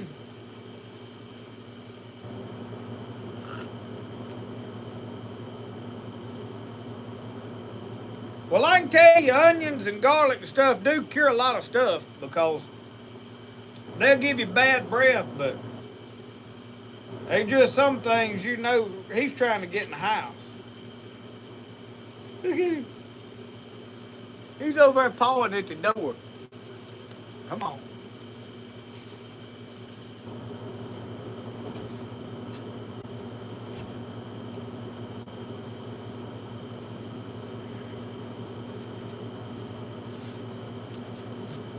But anyway, before I got all sidetracked on some of that, I was talking about going down there, and I wanted to look into those water lilies. That duck pond's got there, and the big old lily pads and stuff. And there's cattails there, but there was a grass that was growing in that other book. I had read a little about it. Had some pretty good medicinal properties, things about it. And I wanted to see if I could find it. Something I found I was reading about said it was used for an energy tonic. And I thought, well, you know, I'd like to make that.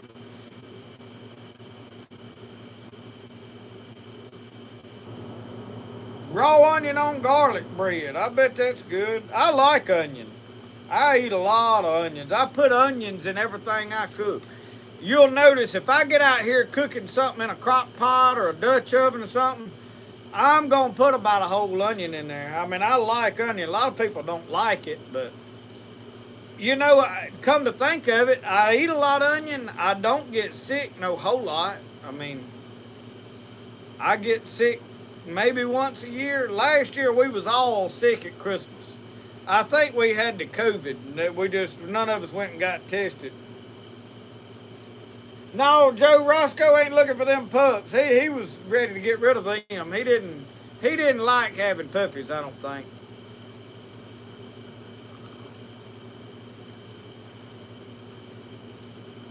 But you know, if you eat a lot of onions, that may be why I don't get sick a lot. That would just be an assumption. I can't sit here and tell you that, hey, that's a fact. You know, you eat a lot of onions, you ain't never gonna get sick. I can't tell you that, but I do think that we need to get to more natural stuff. I wish I could figure out exactly what stuff was bad to eat. Everybody's got this crazy idea. Some people say, oh, don't drink milk, it's dairy product bad. Some don't drink bread, and then some, oh, you need to stay away from the meats. And, well, I mean, depending on who you listen to, somebody tells you something different every which way you turn. Well, who really knows? Who's going to tell you the truth? So, I try to just follow my gut instincts. I'll be honest with you. A lot of people come up with wild ideas, and you think, well, following your gut instincts ain't always a good thing. Well, I'll attempt to explain why I think it can work. If you're filled with the Spirit of the Holy Ghost, that Spirit should lead you in anything and any decisions if you trust in it. It's when you don't have that Spirit that it can't lead you. So, that is one of the things I try to pray God lead me in everything. So, one thing is, before you decide to do something, pray about it and ask God to help lead you in direction in what you want to, Lord, what am I eating that I don't need to eat? What do I need to stay away? It's like pork.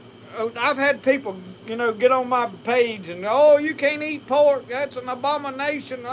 Catfish, you can't eat. That's an abomination. You're supposed to be a preacher. Jesus told Peter, or God told Peter, he said, rise, kill, and eat. He cleansed everything. He said, don't call unclean what I have made clean. He died on the cross and he cleansed everything. In other words, eating any one thing is not a sin anymore. But does that mean that some of these things are maybe not healthy for you? Why was pork unclean? Was it because it really wasn't healthy for you to eat? So those are questions that you have to work out amongst yourself.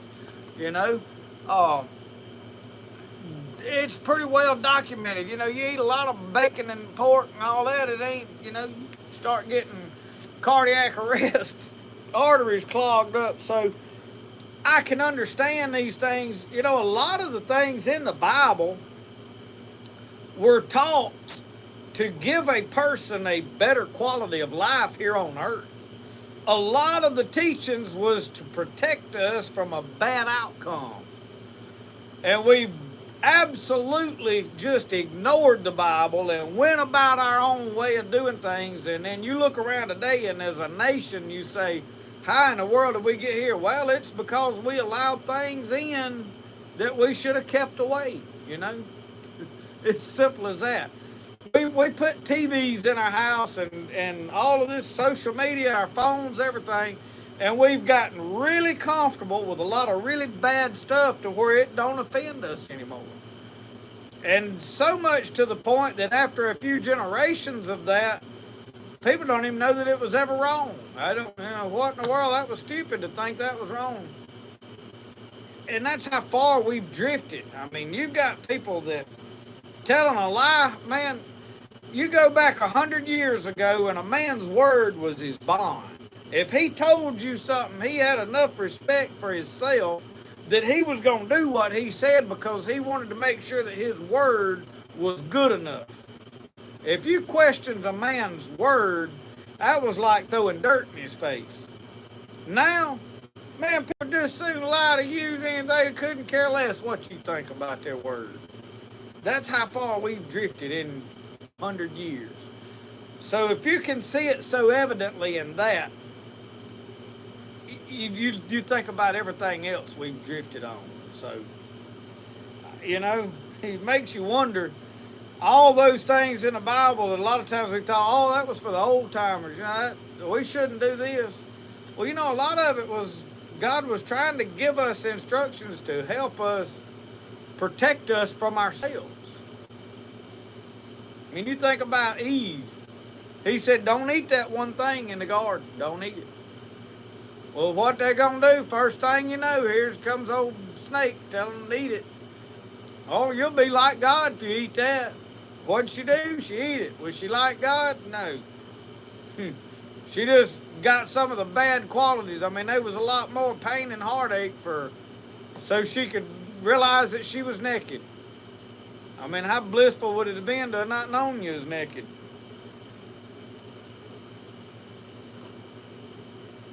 Anyway,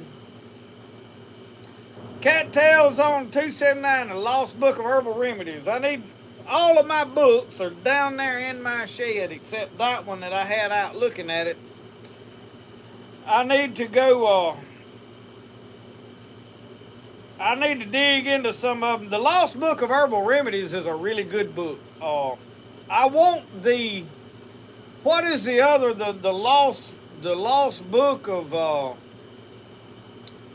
the Lost Ways book. I think there's a guy that promotes it. I have thought about it. Has any of y'all got that book? What information is in it, and is it worth having? It's got a maroon looking cover on it, but there's an old guy with a big old long white beard talking about it. And I think it's the Lost Ways book. And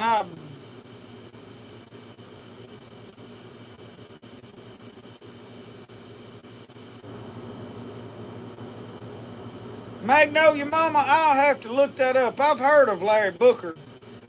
I think I have heard him preach. Matter of fact, I about know I have heard that man preach. That name really rings a bell.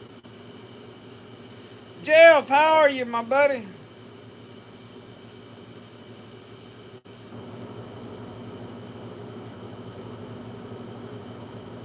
Claude Davis.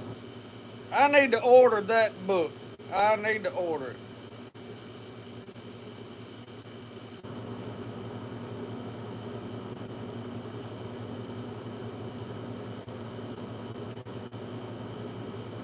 One of my favorite Magnolia Mama is Scott Graham. I like to hear Scott Graham preach.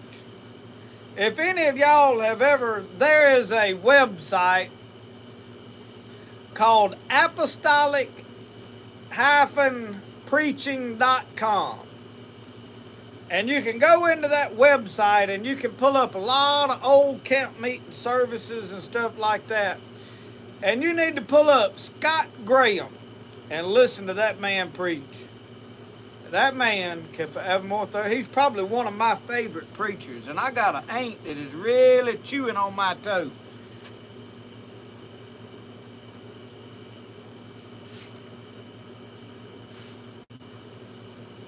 So I need to order me that Lost Ways book. I need to get that. Because it's full of the stuff that I'm probably interested in. I'm going to have to make that purchase. I'll have to make a few extra knives. Apparently, I got to make a run on them egg bowls that I was using in that reel this morning. I done got a bunch of folks want one of them egg bowls. And they very practical. Let me talk about this egg bowl for a moment. The reason I wanted the egg bowl is I can't tell you how many times gathering up eggs, and this is partly my fault now. There's days that I'll be in a hurry to feed chickens and I don't pick up the eggs. And this time of year that can be costly. Sometimes Brody's helping me pick up eggs, and sometimes we just miss an egg, don't see it. Any number of things can go wrong. Another thing is we pile them all in the refrigerator every day. They can go bad if one of the cartons gets shuffled around to where it's been there the longest. You got eggs that can go bad in the refrigerator. I mean, there's a number of things that could cause you to have a bad egg in your carton of eggs. And they ain't nothing worse than to be cooking something and crack a bad egg out onto the table, or onto the skillet or whatever, and you got to throw everything away. Now, usually they not like rotten eggs, like crack it open, it's just like, oh, God, it's blue, you know.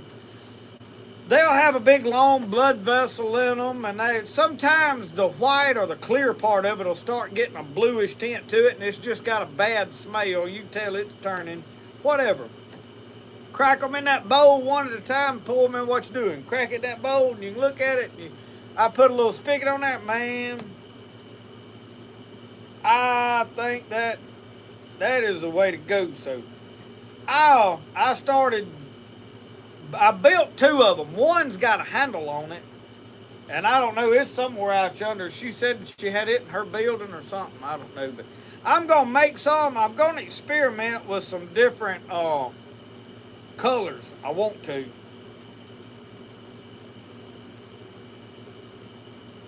Michigan Prepper said, what do you call a priest who becomes a lawyer? A father-in-law. That's pretty good.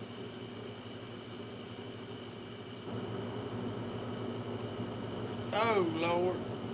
He sounds familiar, yes. Yeah, you'll know him. I think Scott Graham is a pastor now in Indiana. I think he's got a huge church. It actually has satellite churches. So I don't know if he's what he.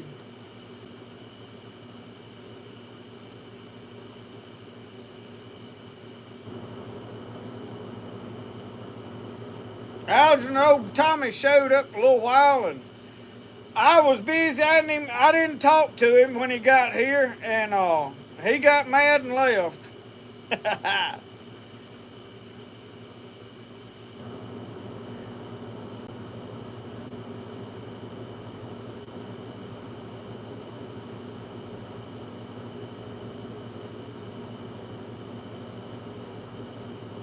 Anyway.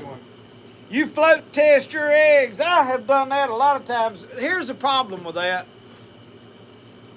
I'll float test some that's questionable down there at the chicken yard. I'll go over to the rain barrel and check them that way. And if they float, we definitely chunk them then. But it's after they come up here and been set in the refrigerator a while, I think it's my biggest problem. Because after I pull them out of the refrigerator, I don't check them after that.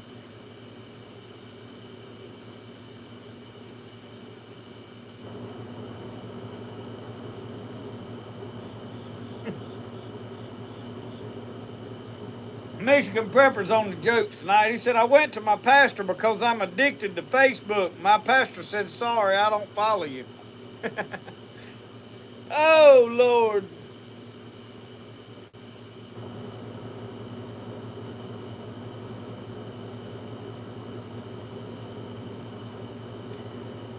Kathy, them figs is going to be a whole nother problem we got. I got some Blue Jays that every time one gets ripe, they beat me to it. I eat 2 half of figs today. The figs is by far my favorite thing to go stand at the tree and just eat. And I got 3 trees down the yard. I got another one around here. But the heat and the dry and the late cold has killed them every year. We've struggled to have figs the last 2 years. 2 years ago, I had more figs than I could shake a stick at. So I've got some preserved. I canned some figs, but I don't know that I'm going to get my hands on any this year. I'm fixing to start shooting some Blue Jays and thinning them out. I mean, they playing havoc around here. I done about got mad at me some Blue Jays.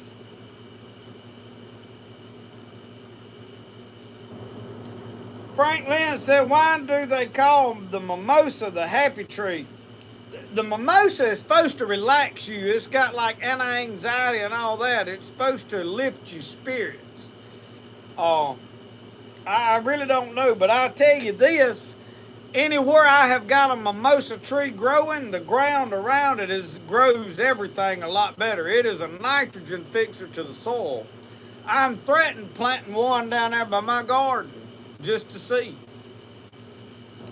The grass, I got St. Augustine growing under it. St. Augustine likes a little shade, but man, it is thriving out there under that mimosa tree. Now, everything's doing bad right now because ain't none of it got enough water to live. I mean, everything's wilted around here.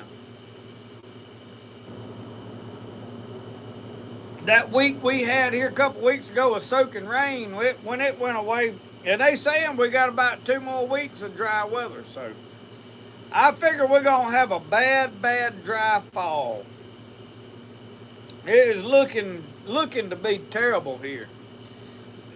Seriously, me walking around down there making knives, them shoes, they was covered with dirt. I mean, just literally caked to them. That's why I've been up here wiping on them, trying to clean them up.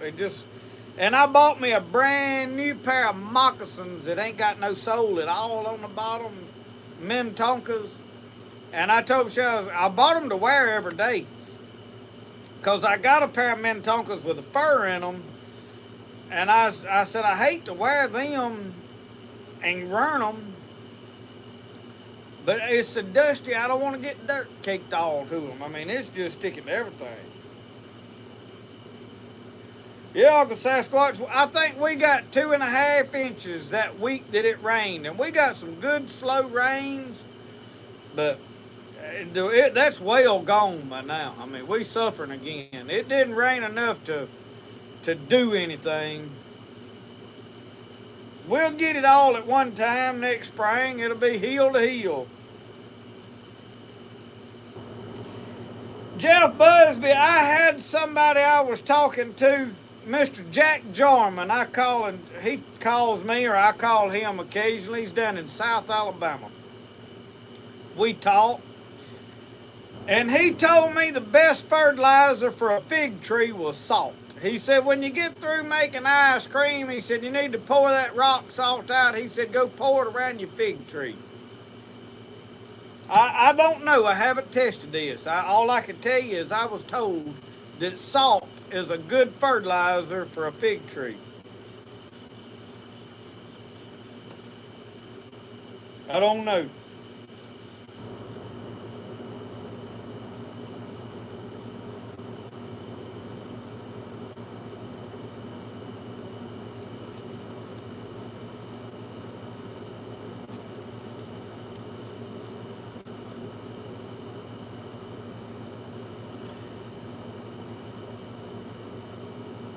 Gray, Jeffrey Gray is here. Late to the party, but he's here.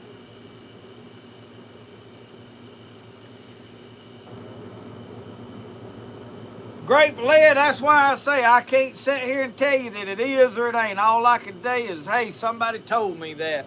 And here's what he said. He said, how many smokehouses have you been around the old timers had that they wasn't a fig tree growing right beside it? I said, I have seen a bunch of fig trees around the smokehouse back in the old days. Now mine ain't, but we've been talking about medicinal plants and everything else such as that.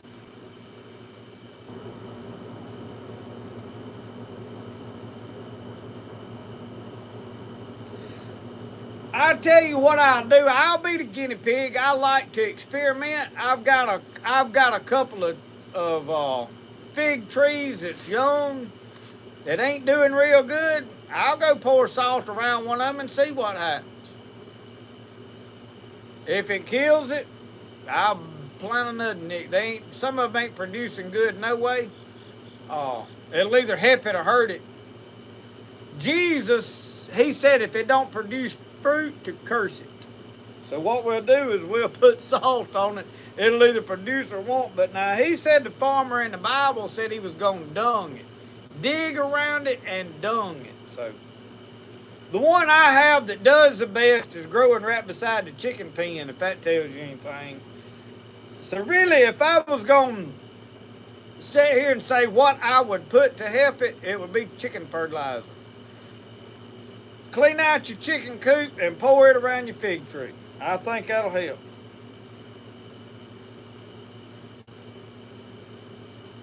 Larry, I got the Humminbird Helix 5. I like Humminbird. I've got a couple of Lowrances, and I wouldn't give you a plug nickel for a Lowrance fish finder. Some people's got them and love them. I like Humminbird stuff. None of the Lowrances I have are the higher quality ones, so that could be a factor. But I've had about 3 of them that are $150 to $200 ones. And I didn't give but about 300 and something for that Helix 5. Get side scan imaging, because with the side scan imaging you can ride by and it'll show you them brim beds and stuff out there. But you can get by and find tops and stuff. Really, you need a side scan on the back and a down scan on the front. So if you're going to sit there and crappie fish stumps, you want down scan. If you're going to ride by and look for stuff like you trolling or you motor idling and you're looking, you really want side scan for that. I'm probably going to buy me another one and put in my scooter boat if I keep it. But I'm probably not going to keep it. I'm probably going to sell my scooter boat eventually because I want me a big boat. But we're going to wait and see what election happens and how the knife business does, a lot of things. And I may make payments on it.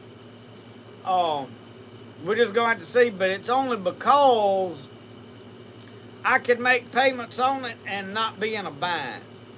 If I need to get rid of it, I just put it up for sale and get out from under it. And I'll pay enough down and sell my boat, save up some money and all that stuff to where it ain't putting me in a strain. But we're going to just wait and see how everything goes. I may can save up the money and just buy one.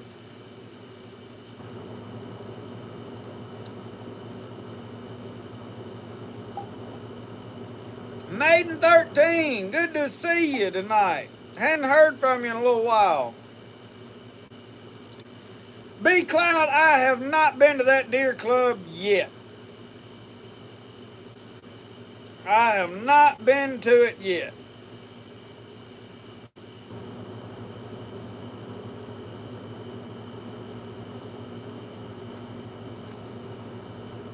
Jennifer Ocean Homestead is here.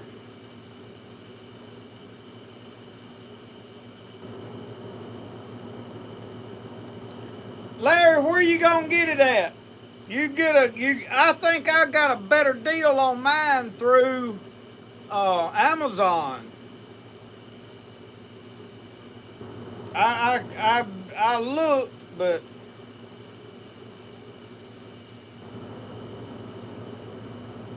Maiden, thank you. I like my southern accent too. It's only way I just talk. Some people say, "Oh, you putting on that?" And no, just how I was raised out here with no better education. Oh, you going to get your boat tomorrow? Good deal, good deal. Larry, what is your plans for the boat? Like, what are you gonna fish for the most? You gonna be catfishing the most, or you gonna be crappie fishing, or just fishing, whatever? Because depending on what you're planning on doing is how I would adjust what I was going to buy for a fish finder.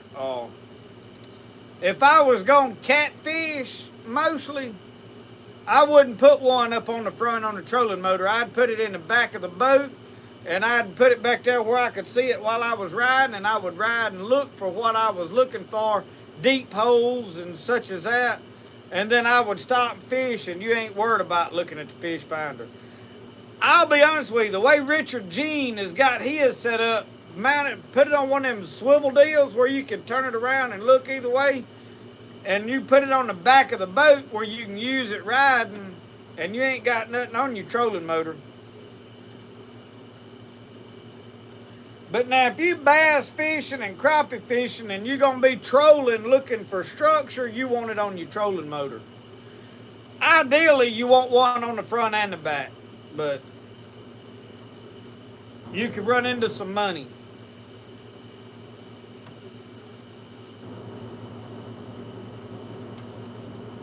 Twin Garments. Gray, what do you think about Lowrance? I ain't never had good luck with Lowrance. It may be because I hadn't bought really expensive ones. Could be a thing, but for $300, I can put a Helix 5 Humminbird in there, and it's pretty clear. I can see stuff on it, but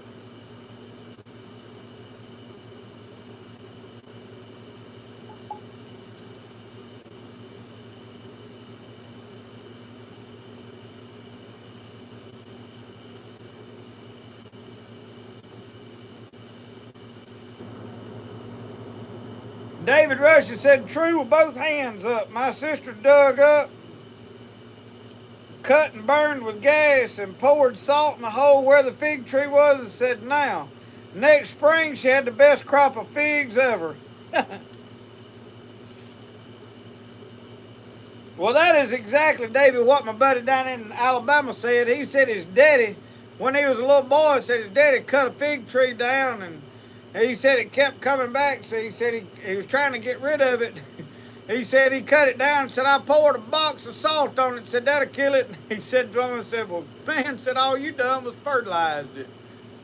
So anyway.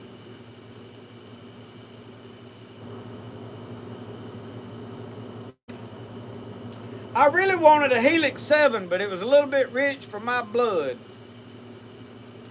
But I may wind up putting a Helix 7 in one of them boats before 2 got off along. Depends on which one I'm on.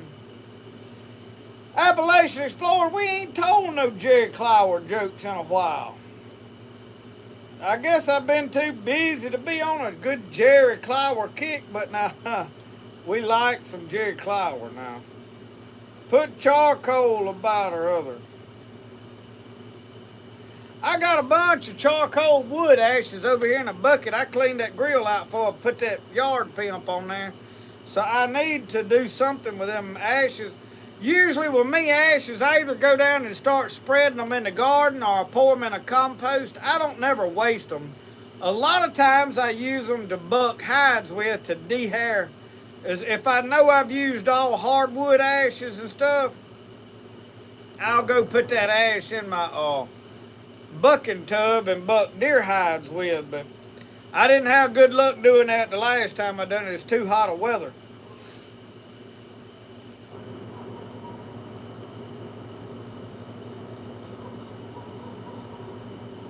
But now I'm ready to go crappie fishing.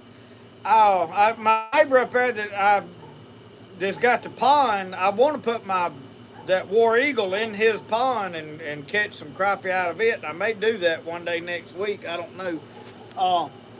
But he called me today. He said, come get you one of these hay bales. He's got a bunch of hay bales up there, and I'm going to get one to put behind my target because sometimes I miss and them arrows like to vanish.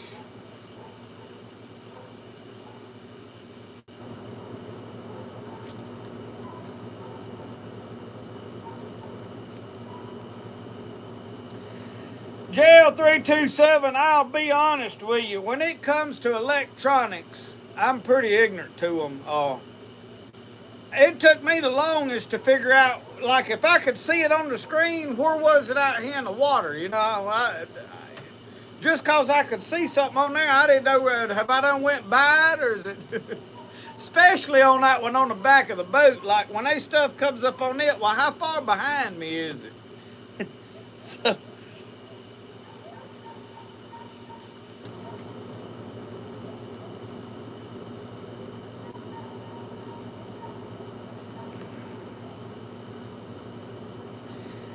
Yeah, Mel Tillis told the story about foot. Now, I can't tell it like Mel Tillis did because I can't stutter like Mel Tillis. But Mel Tillis told about old foot. And I can't remember exactly how it goes, but I have heard that story. Because old foot was living in a hole and they run out of food. There wasn't nothing in the garden, and Foot decided he was going to go off and look for another garden. And Foot stayed at the house. Anyway, long story short, old Foot got sick. Foot went to find Foot. And you just have to get, Mel Tillis is the only one that can really tell that and make it funny. You need to pull up on YouTube Mel Tillis and the story of the 3 rabbits. Or either the Foot story. Susan, I struggle with that autocorrect on, so I've turned it off on my phone. But now my computer, I fight with it on there.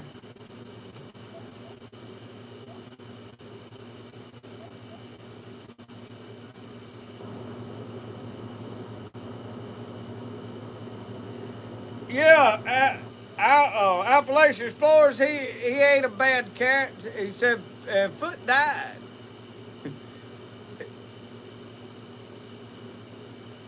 He said he hopped and he hopped and he hopped and he hopped and he hopped and he hopped.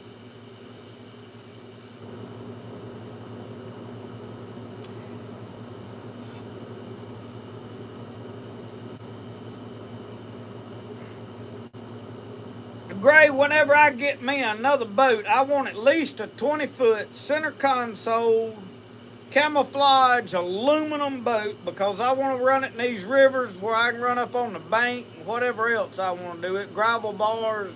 Ain't got to worry about destroying it. I doubt I'm going to put it in the ocean. So I don't really think I got to worry about that. If I lived closer to the ocean, that'd be one thing. I'm going to mostly be river fishing and then lake fishing. So what I want to spend my money on a spot lock trolling motor because of the wind issues. Trying to catch crappie, fighting the wind, I think spot lock. And from what I've heard, Humminbird hooks to the spot lock the best. I don't know that to be a fact because I don't have experience with it. I've just what I've heard. But before I went to Live Scope or whatever down that live imaging, whatever it is, I'd rather spend money on a spot lock trolling motor. I could just see it being way more beneficial than me being able to see a fish swim around on that graph. Cause just cause you can see him swimming around on there don't mean you can catch him. But if you find them biting at that brush top over there and you trying to sit there in the wind and catch them and you get your hook off and put you another minnow on, and then where was that at now? Yeah. So, you know, I can just... Larry Alexander, I got the Helix 5. And if you're putting it on the front, get down scan. If you're putting it on the back, get side scan. That is my opinion now. Somebody else may have other opinions. So it depends on what brand trolling motor you get. Well, most of my trolling motors are Minn Kota. I don't have a problem. I got a motor guide down there that's an old one. I thought it was bad. Turns out it was a cable that was bad.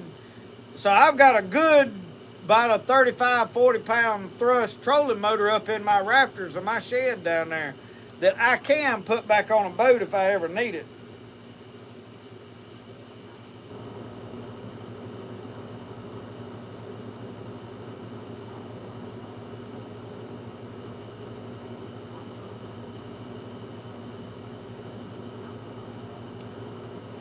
So you can take the remote, Jeffrey, and just lock you like when you pull up on the spot you fishing and just hit, there's a button you mash just to hold you right there and it'll just keep you in that one spot.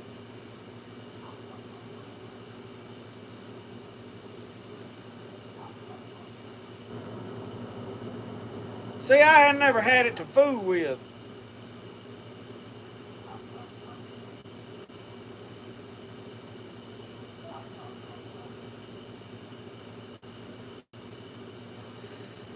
Mike Deering, depending on what day it was, I might have been rambling around up in the mountains the first part of the week. We got home Tuesday night. We house Tuesday.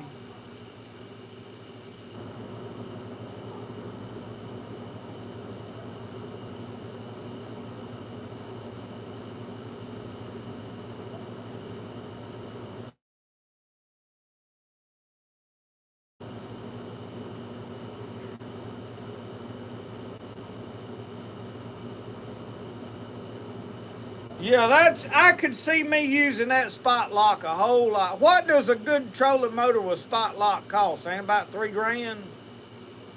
I have not really priced them, but my biggest fights is with the wind. I get more frustrated when I'm trying to fish and the wind's blowing me off away from me, and I'm having to sit there and fight that trolling motor to hold me where I want to fish. It would greatly improve my fishing if I could just pull up and hit that button and stay there and fish a minute and go, okay, there ain't nothing around that top. Let's move on, you know. So I just could see it being way more beneficial than staring at a screen looking at fish swim around. I could see where that would be beneficial, but I just think the spot lock would be a whole lot better. That's my opinion, though.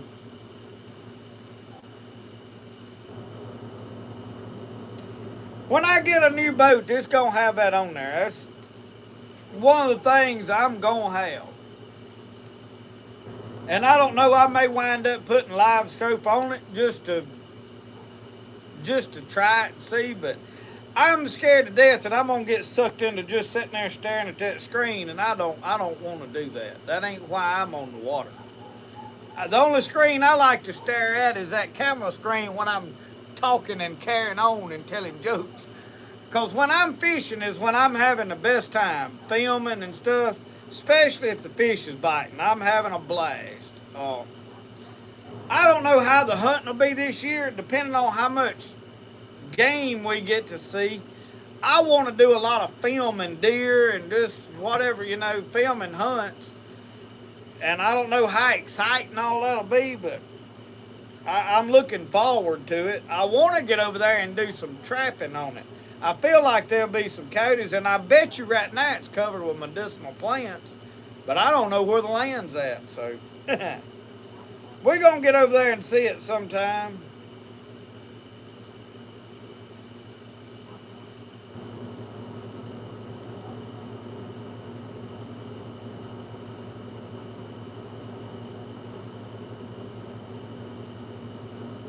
With Jody Miller, I can tell you right now, with the wind we have here in the spring out on, especially on Kemper Lake, it's the windiest lake I ever been on. You about got to have a 80-pound thrust to keep you where you want to be, to keep from wearing your batteries down. But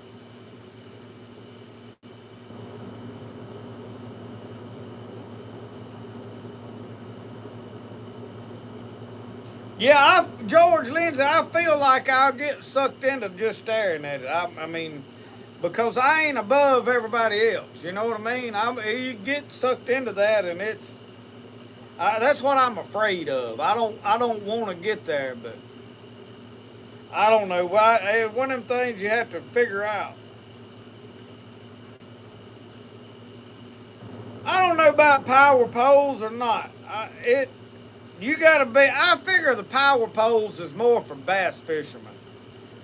When you can get up there and lock down and throw at a bank, I think that's what that's more about. Or if you was brim fishing and wind and you wanted to, cause everywhere I have ever anchored has been 7-8 foot deep.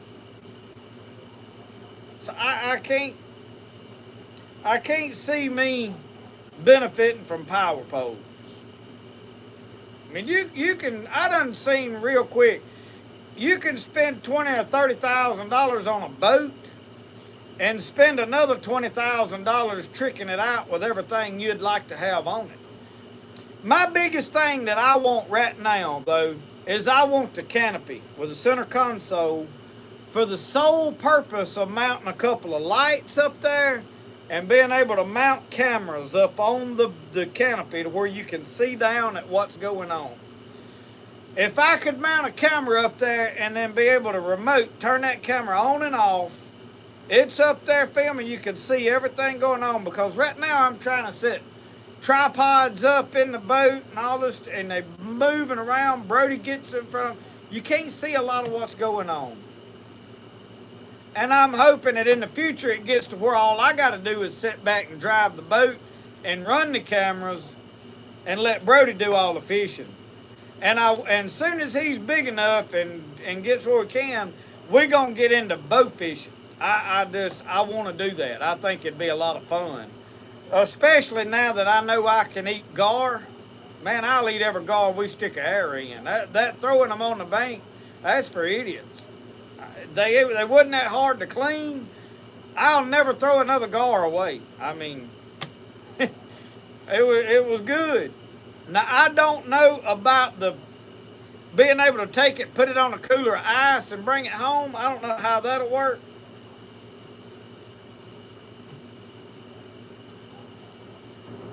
So they power poles, Jeffrey, will go down to 10 foot. If you can anchor in 10 foot of water with a power pole, they would probably be beneficial. Crappie fishing, because I have done a lot of crappie fishing in 7 and 8 foot of water. When they still at 10, 20 foot, you hitting one here, there, and yonder usually. I don't know. I'd have to see.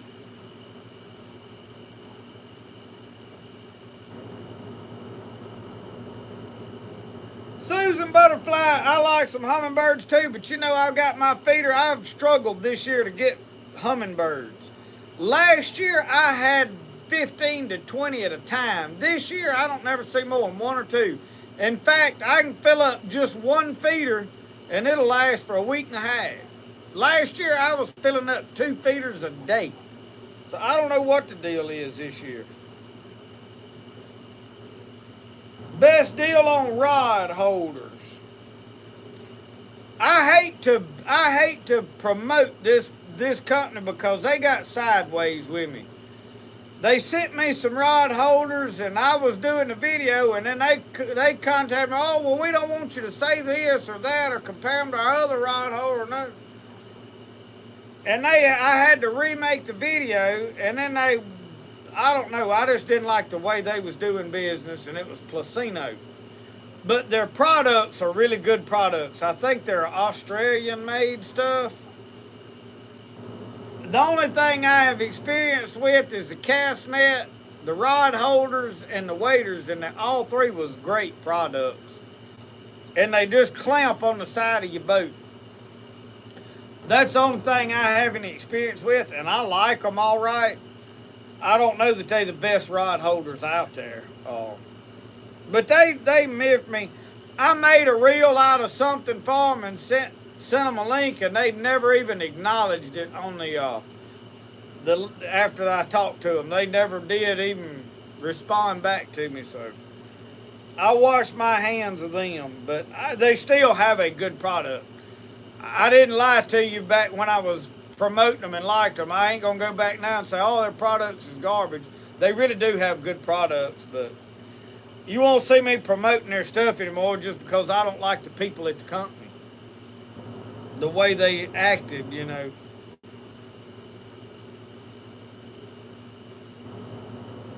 I had never seen that, Jeff. The Way It Was hunting show. I don't, if I did, I hadn't. Jody Miller, yo, hummingbirds is doing the same thing.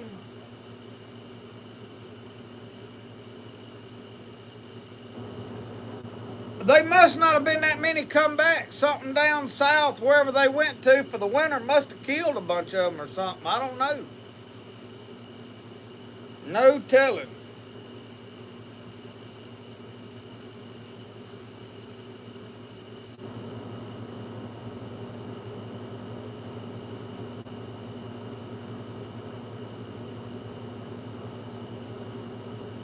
Grizzly, I have heard of them. I had somebody local here said they was going to bring me some jigs, but the day they called me and was going to bring them over here, I was gone. In fact, I was in the swamp somewhere down there rambling around. Wasn't at home, so I missed out on that. I don't know if they're going to get up with me and bring them by at a later date or what, but it was some plastic baits is all I know they wanted to bring me some to try out, but I mentioned to try out them that the hand-tied jigs that Stunner Baits sent me. Mr. Darren Daly, y'all, he made some beautiful hand-tied jigs.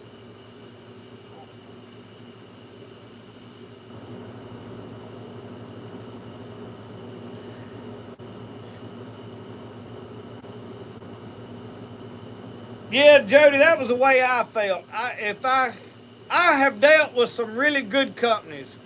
This company, Cow that sent me boots, sent me this target, they have been excellent to work with.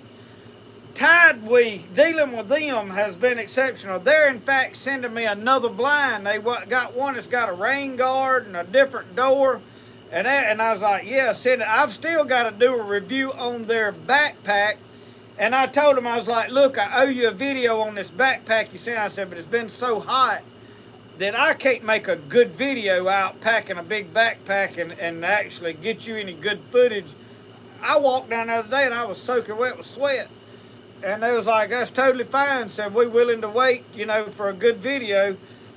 Companies like that, I don't mind promoting their products. And that stuff from Tideway, those hunting blinds are excellent blinds. That Brynite flashlight, they've been excellent to work with. They contacted me, wanted to send me a light for a key ring, and I was like, it's gonna be a week or two before I can get to it.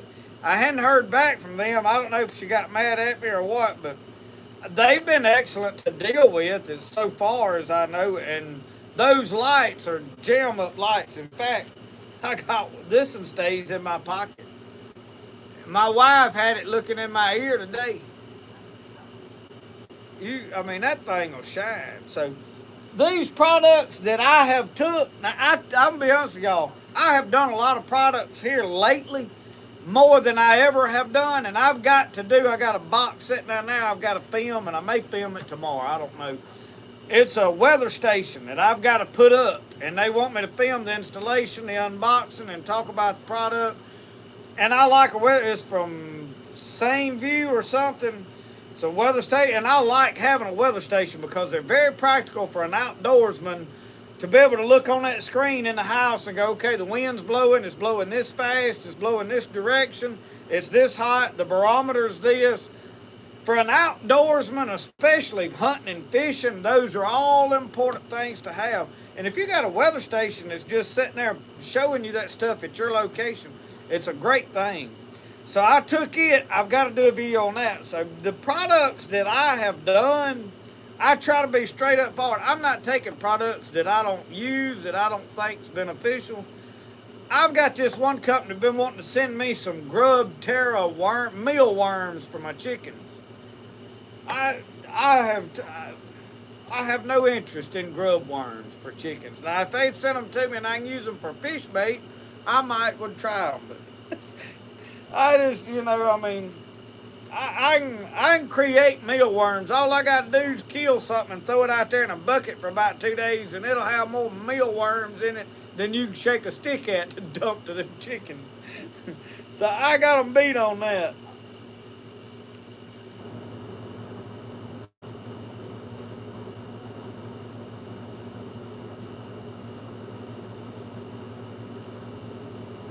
Larry Alexander, if you want a good bait caster, get that Black Max. For the money, that is a gem up Abu Garcia reel. Now, from my understanding, I've never had a Lew's reel. I think Lew's makes some good reels. Obviously, Pfluger's making good reels. If I was going to buy me one of those spinning reels, it's got I call them bell top reels. You flip over. I crappie fish a lot with one because they'll throw really light baits. I would probably lean towards Pfluger if I was going to buy new ones. But yeah, you can spend all the money you want on rod and reel combo. Go to Walmart for a bait caster and get that Black Max. For $50 or $60, it is an awesome little reel for the money. Once you got a good reel and you just want to buy an expensive one, then buy anything you want. But I've fished with them Black Maxes enough. I can stand here and tell you they are quality reels for the money. Is there better reels out there? Absolutely, but you're going to pay a lot more for them. For $50, $60, you can't beat that Black Max. I've got one pin reel. I haven't fished with it a whole lot, Jeffrey. It's a big reel, and I got it rigged up to do some catfishing with, but I don't catfish a whole lot with a rod and reel. I want to, I just ain't took time to do it.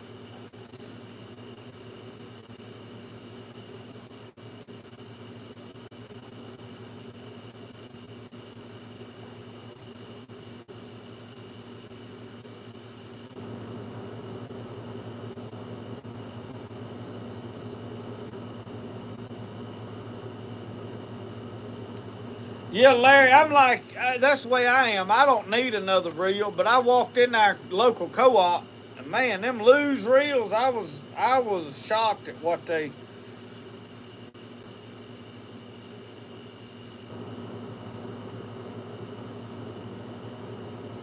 Jeffrey, we're going to have to get together and go saltwater fishing sometime. In fact, I need to go down there to stay a while at the beach. My sister's got a house in Long Beach. I can go down there and stay pretty easy, and it ain't that far from Long Beach over to Mobile or whichever. And I've got some folks around Bay St. Louis that offered to take me out fishing. I just hadn't got down that way to do it. I would love to. I don't know nothing about that kind of fishing though. I got a Daiwa reel.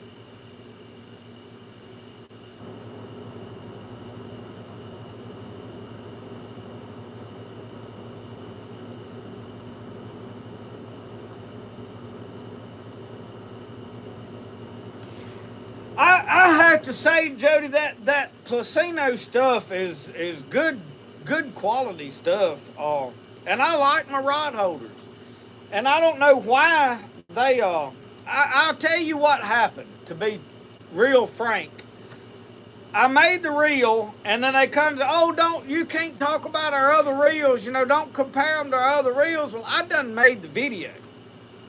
So I had to go remake a video, and in the process of them talking, she kept sending laughing emojis all through the conversation. Well, I get the feeling that she just thinks I'm too stupid to know, like she's laughing at me. So I called her. I was like, well, I wish, in a professional manner, I wish you'd refrain from sending these emojis, because I get the feeling that you just laughed at me. And they went into this great long spiel of podcast. I said, when I get through with this video, I said, I won't be taking any more products. I went about 2 or 3 days and she apologized for like 2 days. I didn't even respond. So after I got over my mad spell, I said, okay, no big deal. I accept your apology. We'll move forward from here. I just, these emojis are not very professional. I don't like them. Not in a business conversation. Us sitting here chit-chatting emojis, that's all well and good, But when you're trying to get the feeling in somebody, you're trying to do business with somebody, and they're not happy with something you've done, and they keep sending these laughing face emojis, you get the feeling, well, you think I'm stupid, you're laughing at me, like you think it's funny that I don't know no better or whatever. So after I remade the video, it was an excellent video, we love your video, we're going to use it for this, that, and the other, and then, okay, so I made that video, sent to them. Well, what I done is me and Brody was up there on the river catfishing, running catfish jugs, and I'm catching bait with their cast net. And I made a reel out of it. And I sent it to them and tagged them in it. And they never responded. And I have yet to hear anything else from them all summer. So that is the deal. So maybe because I told them I wasn't taking no more products, they just wrote me off. I don't know. So I could care less at this point.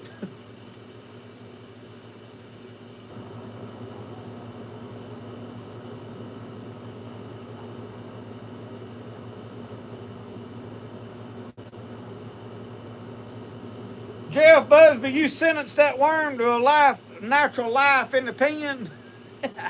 That's what I did to my chick, that hornworm I found.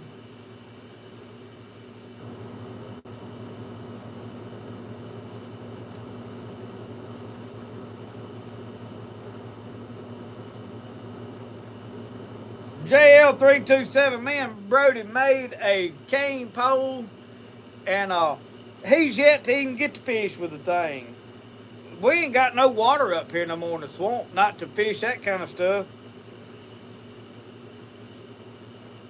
I may have to rig it up and do some tight line crappie fishing with it, just for giggles. I know I can get up there in my neighbor's pond and catch some crappie again. I'm gonna put the War Eagle in there, so I may rig up my hand pole and break it out up there as my traditional fishing pole. But hey, I grew up with a cane pole. They ain't nothing wrong with a cane pole and a heavy line. We used to ground fish with them. We'd cut them bamboos. A lot of people said, you had to have river canes. We cut bamboo here because we was catching grinnell, and we wanted a 12, 14-foot pole, and we'd just about tied nylon string on the end of it to fish with. I think we was putting 30-pound test on them. But when you get a grinnell, man, there's this little fella lived up here. When he'd catch one, he'd just turn around and put it over his shoulder and start up the bank with him.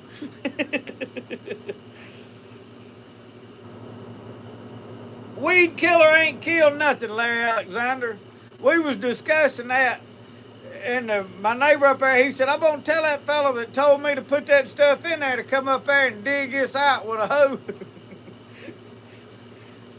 He spent $300 and something on that stuff, bought 5 bags of it, and he was going to kill all the weeds in this duck pond down here with it where I could crappie fish.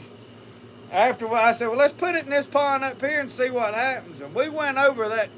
But now we put 2 bags in a 10-acre pond and we sprinkled it all around the edge. And I don't know if that pond's holding enough water that it diluted it to the point that it wouldn't kill it or what. So we didn't know what we was doing. We put 2 bags out all around the edge of it. And the weeds is still there. So we're going to have to spray it with 2,4-D or something.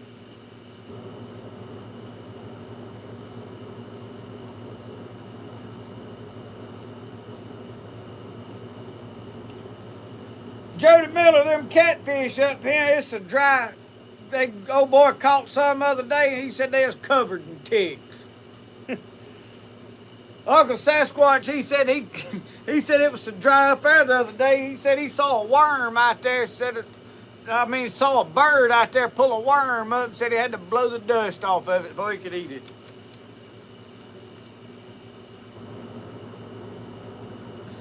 Jody Miller, we may have to go do a cane pole. My problem is getting a cane pole down there on that bug anymore. I had to tie it in a way I can get it down there. Oh, but I can make it happen. I can make it happen.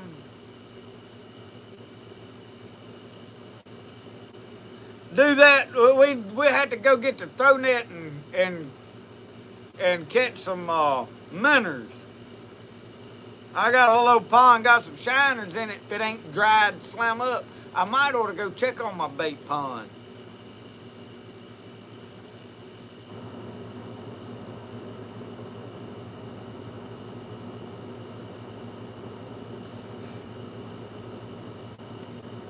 Mosquitoes fixing to eat us up, ain't they?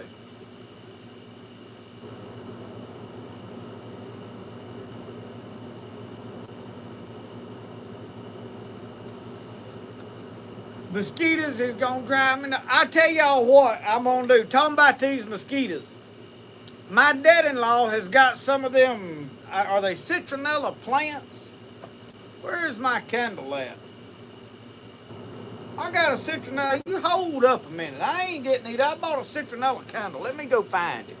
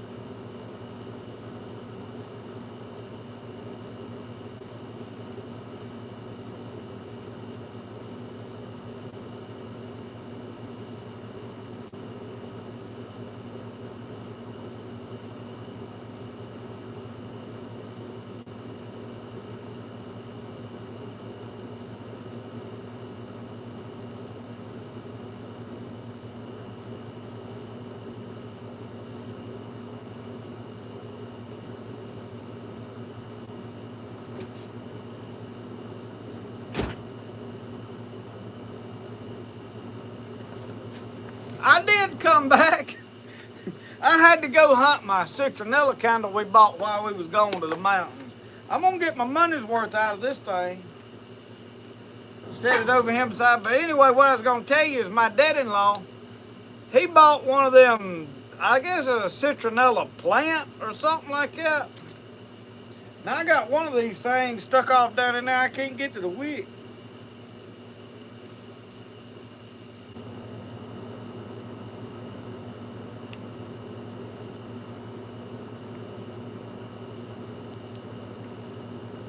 I don't know why that wick burned off so short down in that hole.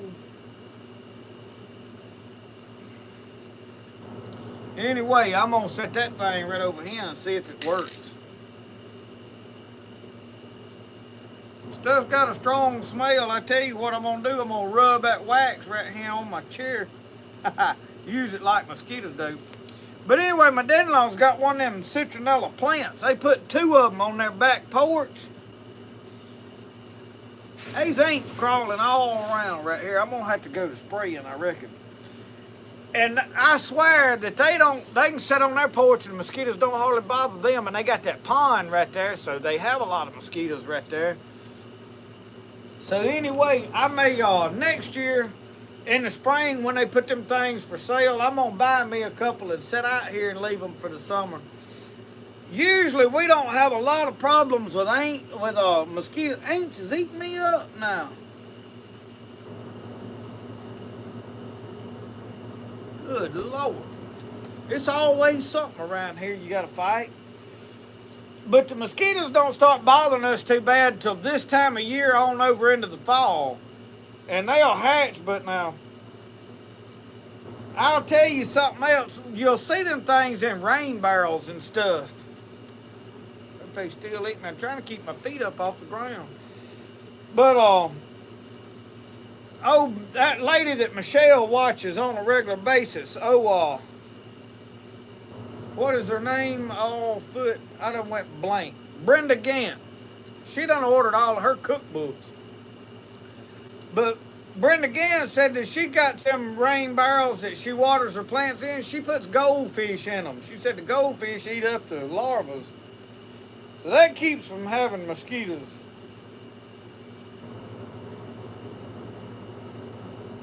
Yeah, them ants, they probably, I didn't leave much crumb. Now, I don't know if Roscoe may have chewed up some chicken bones and left them laying there around, but he usually cleans up pretty good. They after something.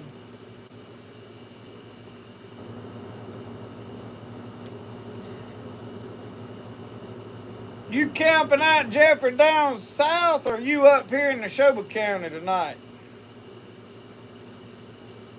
County line logging, they all fire ants to me. We call them far ants.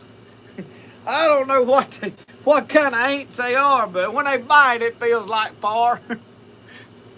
I see them crawling all around right down here on this carpet.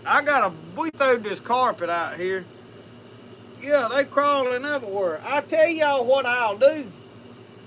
Like old Marcel Ledbetter said whenever he was trying to move that piano for that lady, he said, I know what I'll do.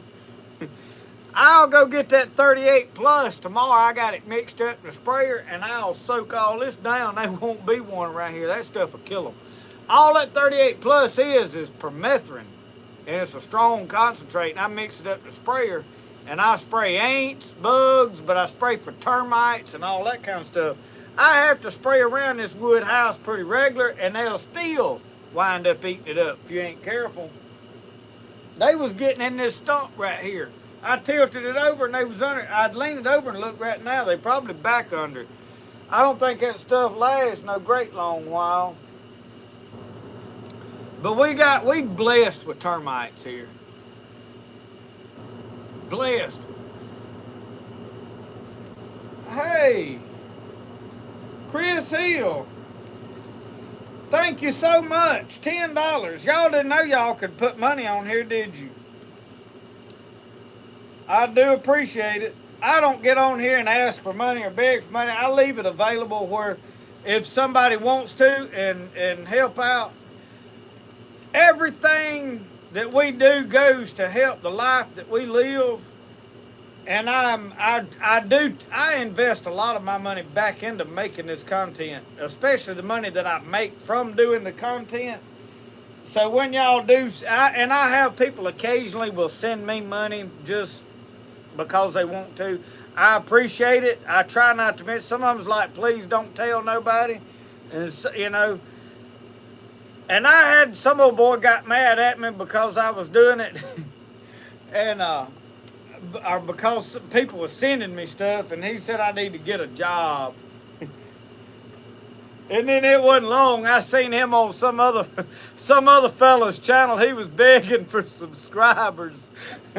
I let it go. I started to say, why don't you get a job?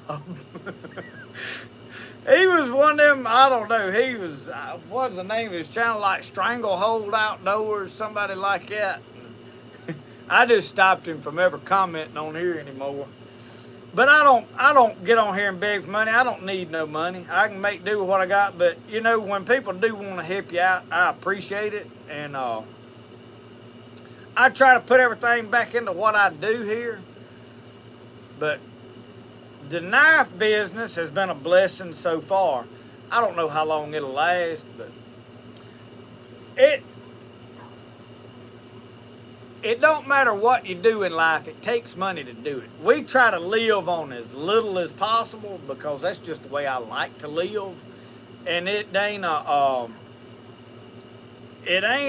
about, you know, more money makes life easier. But it's just like right now, you say, okay, well, a new boat would be a big blessing. But who, you know, is it worth spending a fortune on it? I don't know. It's one of them things where money could be a trap if you ain't careful.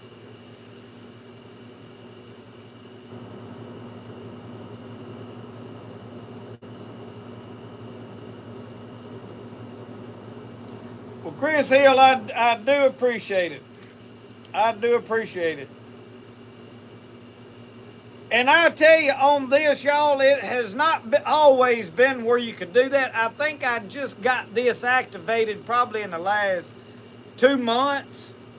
And I don't remember exactly when I did it. And I couldn't remember how I did. And the only reason I knew I could do it is I seen the Presley girls. I was watching them and saw that people was sending it on theirs. I don't and I try to keep everything free. I did start a Rumble account. I looked at doing a Patreon after we were shut down that weekend. And I hate to do Patreon and like charge people to watch videos on stuff that we could do here for free. So I did upload some stuff on Rumble, but I'm going to tell y'all, I uploaded one video to Rumble and it uploaded the whole thing and then it was like it was gone. I have struggled to get my stuff on there, and I got frustrated with it, and I hadn't fought with it in a little while.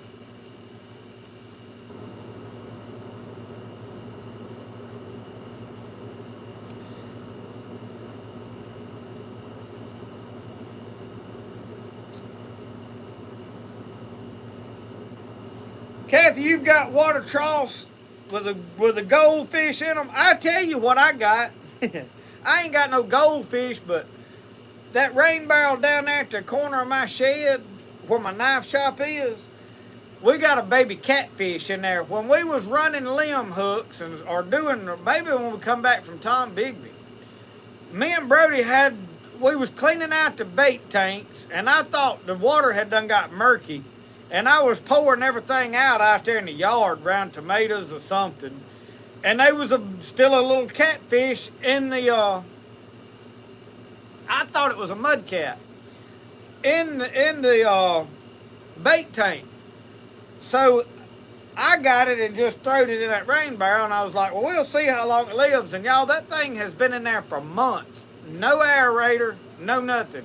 One little baby fish, and he's done grew to about that long. He was about like this when I put him in there. He's about that big, and they ain't no mosquito larvae in that tank, so I know he's eating them and doing the same thing.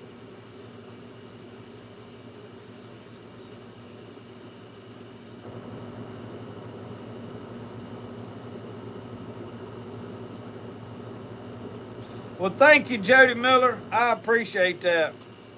I like to bless people, and I don't get to give as much money as some people do, because I mean, I've never tried to make a lot of money. I've made decent money several times, and but I tried to live in a way that I invested it into my life, and that's why my home's paid for, my truck's paid for, my buggy's paid for. The only thing that we owe money on is Michelle's truck. Other than that, we spend money on phone bills, light, water bills, internet. We got Starlink. And Starlink is expensive. It's about $130 a month. But without it out here in the rural areas, you can't upload and run a YouTube channel and not produce the amount of content that I do. Before I got Starlink, I struggled to get 2 videos a week out, and live stream was out of the question. It's because of the Starlink that I can do all the things I do, so it's a good investment for what we do. Um, but we don't waste money here, like, buying just expensive stuff and throw away. We really don't. But I don't desire to. Since I started the knife, I've spent a good bit of money on a deer camp, and I've spent a bunch of money. Well, I say a bunch. I spent about $500 or $600 on all that knife equipment. Well, I've been ordering belts and different drill bits and things like that to speed up my process, and I'm about getting it worked out to where I can produce some knives. Y'all, and I got 2 knives on my Etsy store. There's a skinning knife and a Frontier knife. They're a little more expensive, but they made it to the Etsy store. So I'm slowly getting knives on the Etsy store. And if I ever get caught up on all the Gideon and Jonah knives, I'm going to make some of them and just put on the Etsy store.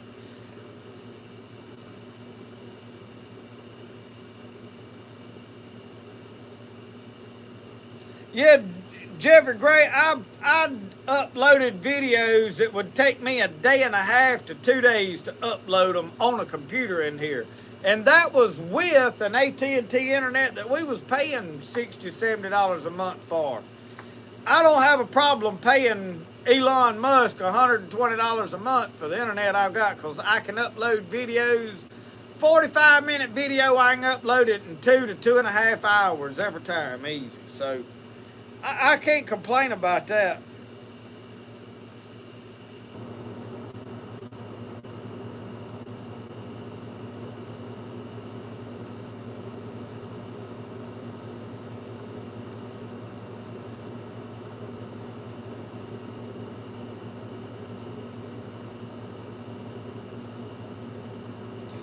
Kathy, yeah, the inflation is hurting a lot of people. We was in the grocery store today, and I was looking at stuff. They have decided, we was talking way earlier about stuff that's good for you and bad for you. Oh, don't cook in lard, hog lard, don't cook in that, it'll kill you. Well, now all of a sudden they have all come out, oh, these seed oils is what's killing everybody. Frying stuff in these, like, vegetable oils and canola oil and all, peanut oil and all. So now you need to go back to cooking in lard. They come out one day, milk's bad for you, and it ain't like, oh, milk's good for you. And they can't nobody make up their mind what's what. So I was looking at lard today. They had a 5-gallon bucket of lard at this old grocery store we go in. And it was like $49 or something like that. 39 or 49, I can't remember now. And I was like, well, the peanut oil, but it was actually a little more expensive than the peanut oil. So I was thinking about getting me a 5-gallon bucket of it to do my cooking catfish and stuff like that in. So I don't know. I may wind up doing it. Yeah, coffee Folgers, can of Folgers is around $11 what I bought the other day. And that was in North Georgia. But here it's about $12. Now the little can you can usually buy it for $8 or $9. But it's crazy. Uncle Sasquatch, you're gonna have to get to making longer content now that you can upload longer videos. We expect to see you out there shooting that musket here this fall when it gets cool enough you can get outside.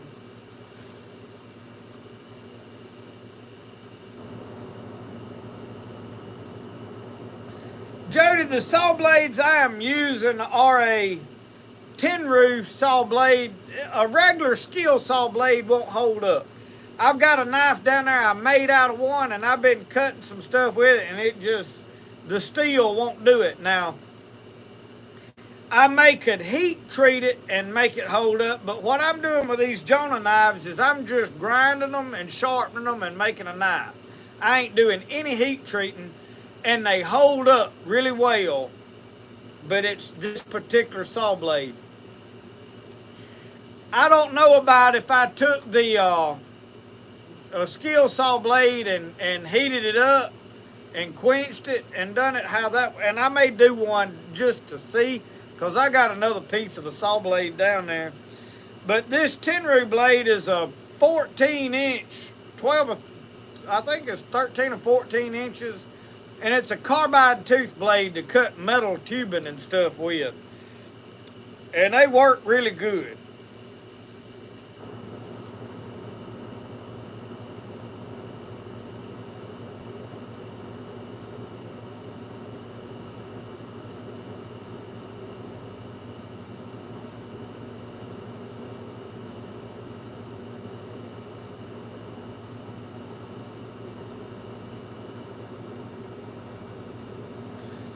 Kathy, you have done some research on the seed oils. I didn't see. I just discovered the other day somebody was talking about it. I don't keep up with modern goings on too much, so I need to research it. But Algernon, I do agree. I don't eat nothing that I don't try to say a prayer over, because I think the Bible says in Mark that he said if they drink any deadly thing, it shall not hurt them. And I think that covers us. Now, I don't think that means you can go get a jug of bleach out and drink it and be like, aha, look at here, I'm fine. That ain't what it means. I think it means if we unbeknowingly eat stuff, if we'll pray over it, say the blessing, and do what's right, God will protect us. But, you know, there's still a lot of people getting sick, but most people don't say the blessing over their food. When I eat, I pray over what I'm eating. It's going in my body. I pray, God, you bless this, and it makes me healthy. And so far it has. So, yeah, they probably the same thing. Is it a Tenru blade? Most of them will have Tenru on them. And I don't know about the Diablo blades. I hadn't looked them up, but Diablo makes them.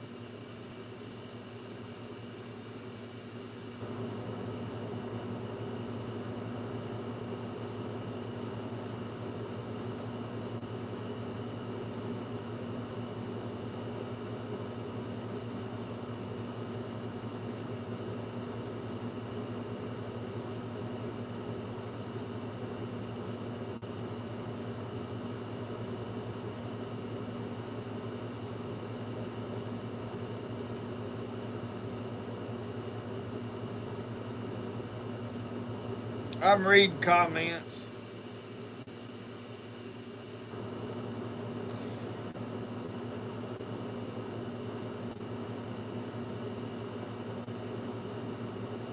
Jeffrey said we got the wife does shopping. I went to the Dollar General yesterday for some camp groceries. 4 bags, $82. Hey, we left over at the campgrounds in Georgia. We needed a couple of chairs. So we bought 3 chairs, and we walked in the door, and they had a bin full of them. It was on sale for like $8 a piece. And I was like, there we are right there. It's all we need, just a simple chair. We ain't spending for. Well, then we needed a fan. Michelle said, oh, I'm hot. I'm going to burn up. So we bought a fan. And then we had to buy a citronella candle. I had to buy a light because we needed a light. We didn't bring a lantern. We got up there, and I don't know what else we bought. We had $70-something worth of stuff. And I mean, we had it in our hands. I'm like, my Lord. And it's getting worse and worse and worse. So anyway, I don't know what we're going to do about life. It is getting tough to live. But we're going to make it. It's going to be all right. I'll tell you this. It don't matter how bad it gets. The good Lord's going to take care of us if we ask Him to. And if we'll try to act right and try to please Him in a way that, you know, I look at it like this. I want the Lord to look down at me and say, you know what, I want to keep that old boy around a while. He's doing a good work down there. I need him there. If you'll be something that the Lord likes, He's more apt to help you. And if he's constantly having to forgive you of this, that, and the other, you know, you might be. I think He will. I don't think He ever gets exasperated with us, but, you know, how many things, you know, at some point, if this hand here is showing out too bad, You know, if there's a little stint there while he's doing real good, I might ought to take him on home while he can be saved. You know, that way he don't mess up somewhere down the road. So, that's just, you know, that's my comical way of looking at it. But you know what I do? I really do. I say, try to be something that the Lord wants to keep around. And that's what I do. I literally try to be a blessing to others, be positive, have fun. I mean, that's why I stay away from politics. I have opinions. But you know, if you get to talking about politics, you're going to wind up arguing about it. There's going to be somebody that thinks totally different than you, and they got the right to do that. I'm going to tell you this. They ain't no politician that I'm willing to get mad arguing over, trying to defend. I ain't trying to defend no politician. I'll vote for one or the other, and that's the extent of it. They can go up there and then do good or do bad or whatever, and that's on them. I ain't gonna sit here and get fighting mad arguing with folks about it, because it ain't gonna change one thing. You're not gonna change their mind, and they're not gonna change yours, and it's just how it is. I don't like politicians. I don't like politics. I think all of them is getting paid way more money than they're worth. And I'll be honest with you, I think it's been way too long since we tarred and feathered one. I think that'd change a lot of them's attitude. I believe if we'd all get together and just get one of them, and I don't care which side or what they done or nothing, I think if we just get one, and we'd do like they did on Oh Brother, Where Art Thou? And we'd put them straddle one of them poles and tar and feather them. I think the rest of them would straighten up and act a lot better. But, you know, can't do that no more. Somebody'd put you in jail for that. But I do think if we'll try to do the best we can, I think the Lord's going to help us through some hard times that are coming. I think hard times are inevitable. With the way the world's going, it's not a matter of if, it's a matter of when. How long can we endure till things, you know, get to a point that it just can't continue like it is? So with that being said, I try to share what knowledge I come across. I don't really think I know everything, but I do research and try to learn stuff. It's like the medicinal plants. I just try to share things I learn. I don't try to sit here and portray, oh, hey, look, I know all these medicinal plants. That's why you'll never see me stand back and just tell you, oh, this plant does this, this, this, this, and this, and this. There's a few of them that I've fooled with long enough that I know some of the basic things it does. I got sleepy, I reckon. I bet not half of y'all yawned, didn't you? But I'd read it out of a book. That way I guarantee you I'm giving you information as I got it, and I'm not misinterpreting it. I read you what it says. That way I can also defend myself in a video as I'm demonstrating what this book says as I make medicine. I'm just demonstrating to you how this book says do this. No way am I telling you this will heal this or do that. That's stuff you have to determine on your own. So I try to get that to cover me in the medicinal plant videos. And then we're gonna start getting into more of this Native American mountain man, frontiersman. I like to call it just woodsmanship. I ain't nowhere near a mountain, so I don't claim nothing about a mountain man. I don't have native blood, so I don't claim to be Indian or anything. But a good woodsman. We ain't on no frontier no more, so you can't be a frontiersman. In real life, you can have woodsmanship. And that's what I try to consider what I do. And I try to blend old with new. And we're going to get into the tanning buckskins and making buckskin stuff, and I love all that, the look of all of it. That is why the feather, it just takes you back to the spirit and the attitude of the old ways. And that's what it does for me, is it gets fall hunting season and things, you just kind of get into that frame of mind. And that's like the black powder. The reason I like black powder is not because, well, that's what the old timers shot. But it is something that, hey, if it gets down to where I can't buy stuff, I can make black powder. I might not make good black powder. Maybe one day we can, but you can make black powder. So that being said, I thank all of you for joining in. Let me read through the last comments.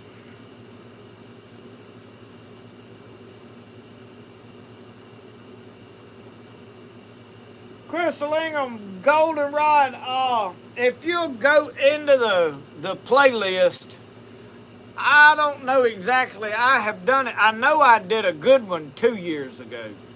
I want to think I covered one last year. I don't know.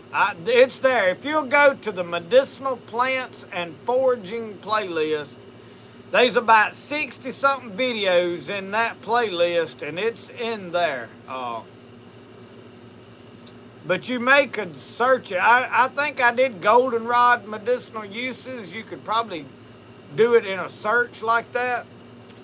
But I am fixing to call it a night. It is after 10 o'clock. 3 hours is a plenty for sitting here listening to an old country boy yap. I'm sure y'all sick of it. I do appreciate it. I thank you for giving. Thank you, Chris, for the money.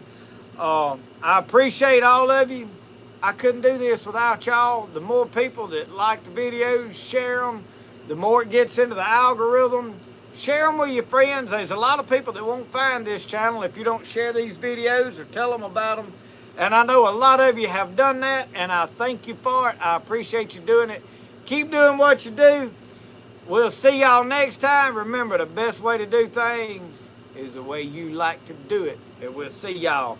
We'll be back maybe tomorrow with a video. Don't know. But definitely Sunday they'll be just in time. So we'll see y'all. Good night.